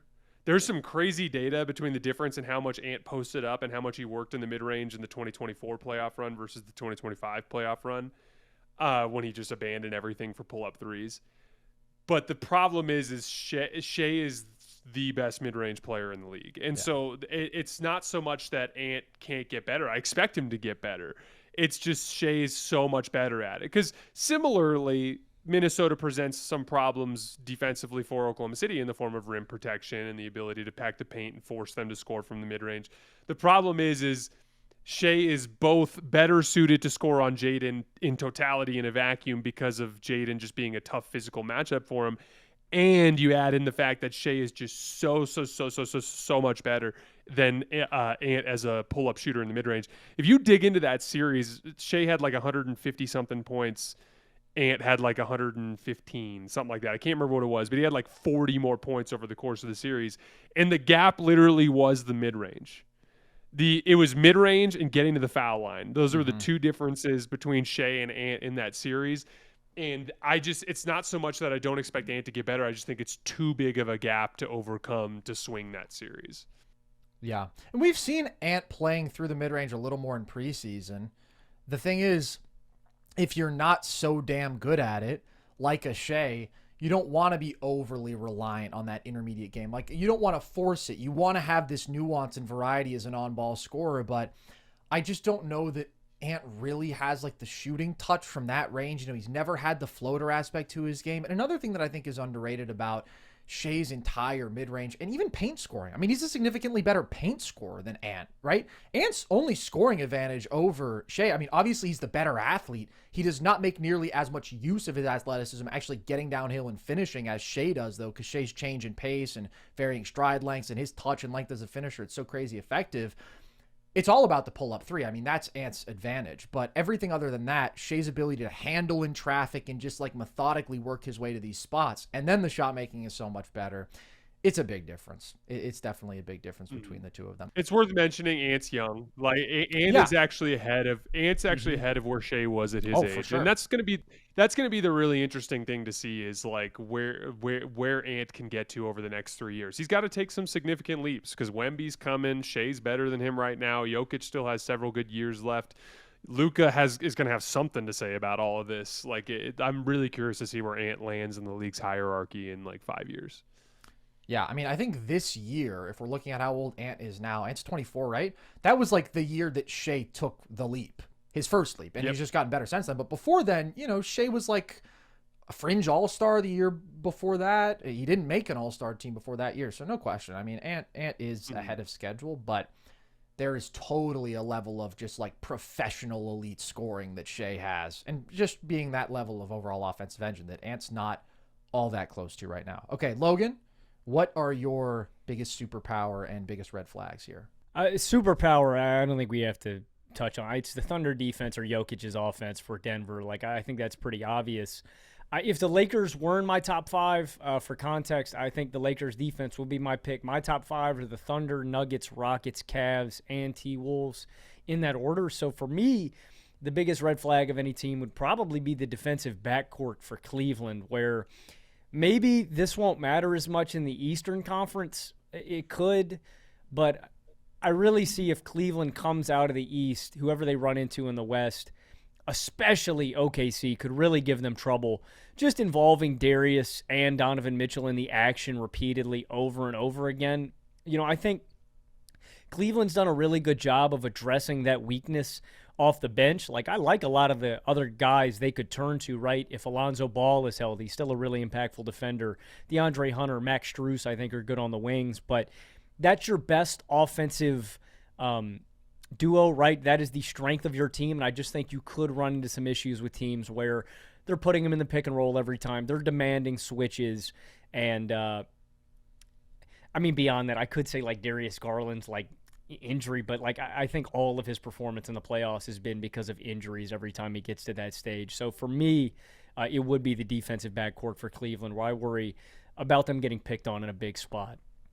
Really quickly, because I know we're crossing 2 hours, so just with lightning fast responses here. Yeah. But I'm of the belief that Darius Garland's toe injury was like completely debilitating to Cleveland's offense. Totally Do agree. you guys agree? How could you not agree? It's crazy to me. He fell down like 7 times, unprompted by contact. Like the guy couldn't. He lost 95% of his burst. So I completely agree. I think Garland's an amazing offensive player, and I think he's going to in his ability to just get past the point of attack and just knife through the defense at the beginning. That was how Cleveland was so hard to guard last year. He was their best offensive player in the regular season, I would say. So, yes, I completely agree there. The Cavs backcourt, I mean, it's a good shout, Logan. It would be on my sort of extended list here. What I am excited for is the potential counters they do now have with Lonzo. The ability to go with one of Mitchell or Garland and Lonzo and have him be the guy who plugs a lot of those holes defensively at the point of attack, high IQ offensively, plays well off the catch, can make good decisions within the flow of the offense. And then you still trust a Garland or a Mitchell on their own to give you a really good team offensive floor. And then they do obviously have the dual rim protector set up as backline defenders that can make up for some of the limitations of the guards. But I do agree that that is a problem for them for sure. And that's their biggest problem. As long as they stay healthy, that's the one thing that they're going to have to figure out. How can we not be a top 10 regular season defense? And Jason, actually, I remember you talked about this a lot, and we've seen it be a problem in the playoffs. That sort of top 10 regular defense that come playoff time does have a clear deficiency. And that's kind of where they've been at these last 2 years. I'd like to see them maybe have more options to be a legitimate, really good playoff defense. I'm going to go with OKC's defense as the greatest superpower. I think it's the best defense we've seen in 2 decades. I think they are the rare team in the modern NBA that is so exceptional defensively that they win on the back of that, and they can win the title on the back of that. And their offense is good to very good, but it doesn't have to be elite for them to even go out there and win the title. I mean, that's a really rare thing. And then the biggest red flag for me, I have the same top 5 contenders as you, Logan. I don't think in the exact same order, but I have OKC, Denver, Cavs, Houston, Minnesota. It's either the Rockets guards, as we've talked about. I like how they're figuring things out offensively. I still think there's going to come a point where Amen and KD are just overtasked unless they make a move at some point. Or the Minnesota point guard situation. Specifically, I think having somebody who could take some of that ball handling and playmaking burden off of Ant's plate would be a very good thing for this team. I think we saw 2024 how valuable even a Conley could be there as a second side playmaker, as somebody who can run a handful of pick and rolls a game for you and make the reads and is a good pull-up shooter. And just his total deterioration offensively has deprived them of that now, to the point where I'm like, I'd rather see DiVincenzo on the floor and them not have a point guard in a lot of these stretches. I just think he's the better all-around player than Conley and good enough as a ball handler and playmaker. But we've seen Dillingham play a fair bit in preseason. I still don't know that he's ready to be what they need him to be. In fact, I don't think he is ready. I like the passing. The guy's got a hell of a handle, and he can create himself some quality pull-up jumpers, but he's shooting 36% on twos in preseason, and maybe I could overlook that if that wasn't the biggest concern about him as an offensive player. I mean, he's always had major finishing issues. He's small, he's slight, and defensively, I think he is going to be relentlessly attacked. So those would be the 2 things I would shout out. The one that I thought maybe someone would bring up is the Knicks defense, but none of us have the Knicks in our top 5 contenders. And I mean, that's the reason why for me. I had him 8. That's, I think, right where I have. I think Cat is too much of a mistake-making defensive player to build a competent championship defense out of. I totally agree. Yeah. I totally agree. And having a disaster like a Brunson as a small guard who can be brought in every action. I mean, there were stretches of the Pacers game where they were singling out Brunson, bring him into the action, then let's run pick and roll with Cat. And it's just like, you're going to get a great shot every time down. And smart offenses just can do that so consistently. I think they had a 119 defensive rating when they were on the floor together. So it always shocks me that they're like third or fourth in title odds. And I'm like, how? I know. He was like almost single-handedly responsible for their transition defense issues in game 6 too, because his dumbass kept crashing off the top of the key. Like literally crashing off the top of the key when he was supposed to be the guy getting back in transition. He'd miss the offensive rebound, and Indiana would get a dunk going the other way. And I'm like, I watched the film from that game, and I was like, how can you win with this guy? Yeah, at like the it can highest be level, at brutal. like the highest Yeah. levels of basketball. Yeah. The fact that they went double big against the Pacers, like that was their big change. I'm like, against the team that plays the fastest in basketball and the team that is like the best at exploiting your slow-footed defenders, you now want two slow guys out there. We'll see how much of a difference Mike Brown can make. But yeah, the Knicks had a lot of issues last year. Too many for me to consider them a legit contender. Mind you, this is a really small sample size, so do with this what you will. The Knicks did have a defensive rating of, I think this is probably with Cat and Mitch, Brunson off with like Deuce maybe on the floor. They had a 95.4 defensive rating with just Cat, no Brunson. With them together, like you said, it was 119. I mean, In the playoffs? yeah, in the playoffs. That sample size is really small, though. Yeah. That's not enough to. I The don't know how many Brunson minutes offense is that? tends to fall apart a little bit in the postseason too. That's a whole other debate for another day. Well, that's where I hope that Mike Brown can have them doing more motion stuff, more Brunson off balls, so it doesn't just stagnate into, okay, Brunson and Cat, you have to create every single shot, but you're really just creating shots for yourselves because neither of them are super willing passers. So I think there's a few reasons to be out on the Knicks, but like I say, they always seem to be presented as like these premier contenders, and I know there's probably Knicks media bias because they're the Knicks, but I just do not see it with them. I think they are flawed to the core in a way that like can't be reconciled with Brunson and Cat on the same team. So on that random stray for the Knicks who nobody else brought up, we just wanted to. Poor Karl Anthony Towns just getting Sorry, just Cat. stray. Sorry, Knicks fans. Hope you enjoyed the podcast. I don't know why it's on me. We just decided to dismantle your team at the end there.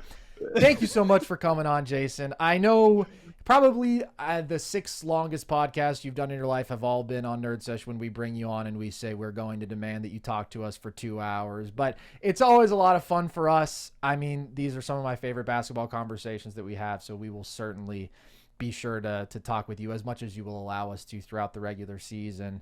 Everybody, of course, go follow Hoops Tonight. Go support Jason everywhere. Phenomenal basketball content with a consistency of output that you're really not going to find anywhere else with that quality. So as always, thank you to you, Jason. Any last words before we let you go to enjoy the rest of your day?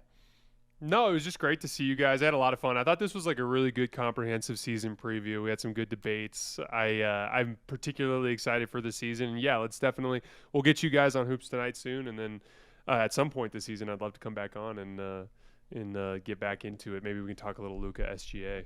I'm ready. You say the word, I'm ready for that one. I'm mentally prepared. But yeah, we covered a lot of ground today. So hopefully this scratched your guys' itch if you haven't already been satiated by all of Jason's preview content and all of our preview content. Or if you missed any of it, go check it out. Go check out his YouTube channel. Go check out our YouTube channel and check us out across social everywhere and listen to the pod across all audio platforms if you want. I'm not going to make you, but if you want to, that would be just peachy. So with that, as always, appreciate you guys. One last shout out to Jason. I've been Carson Brabber. I have been Logan Camden. And this was Nerd Sesh.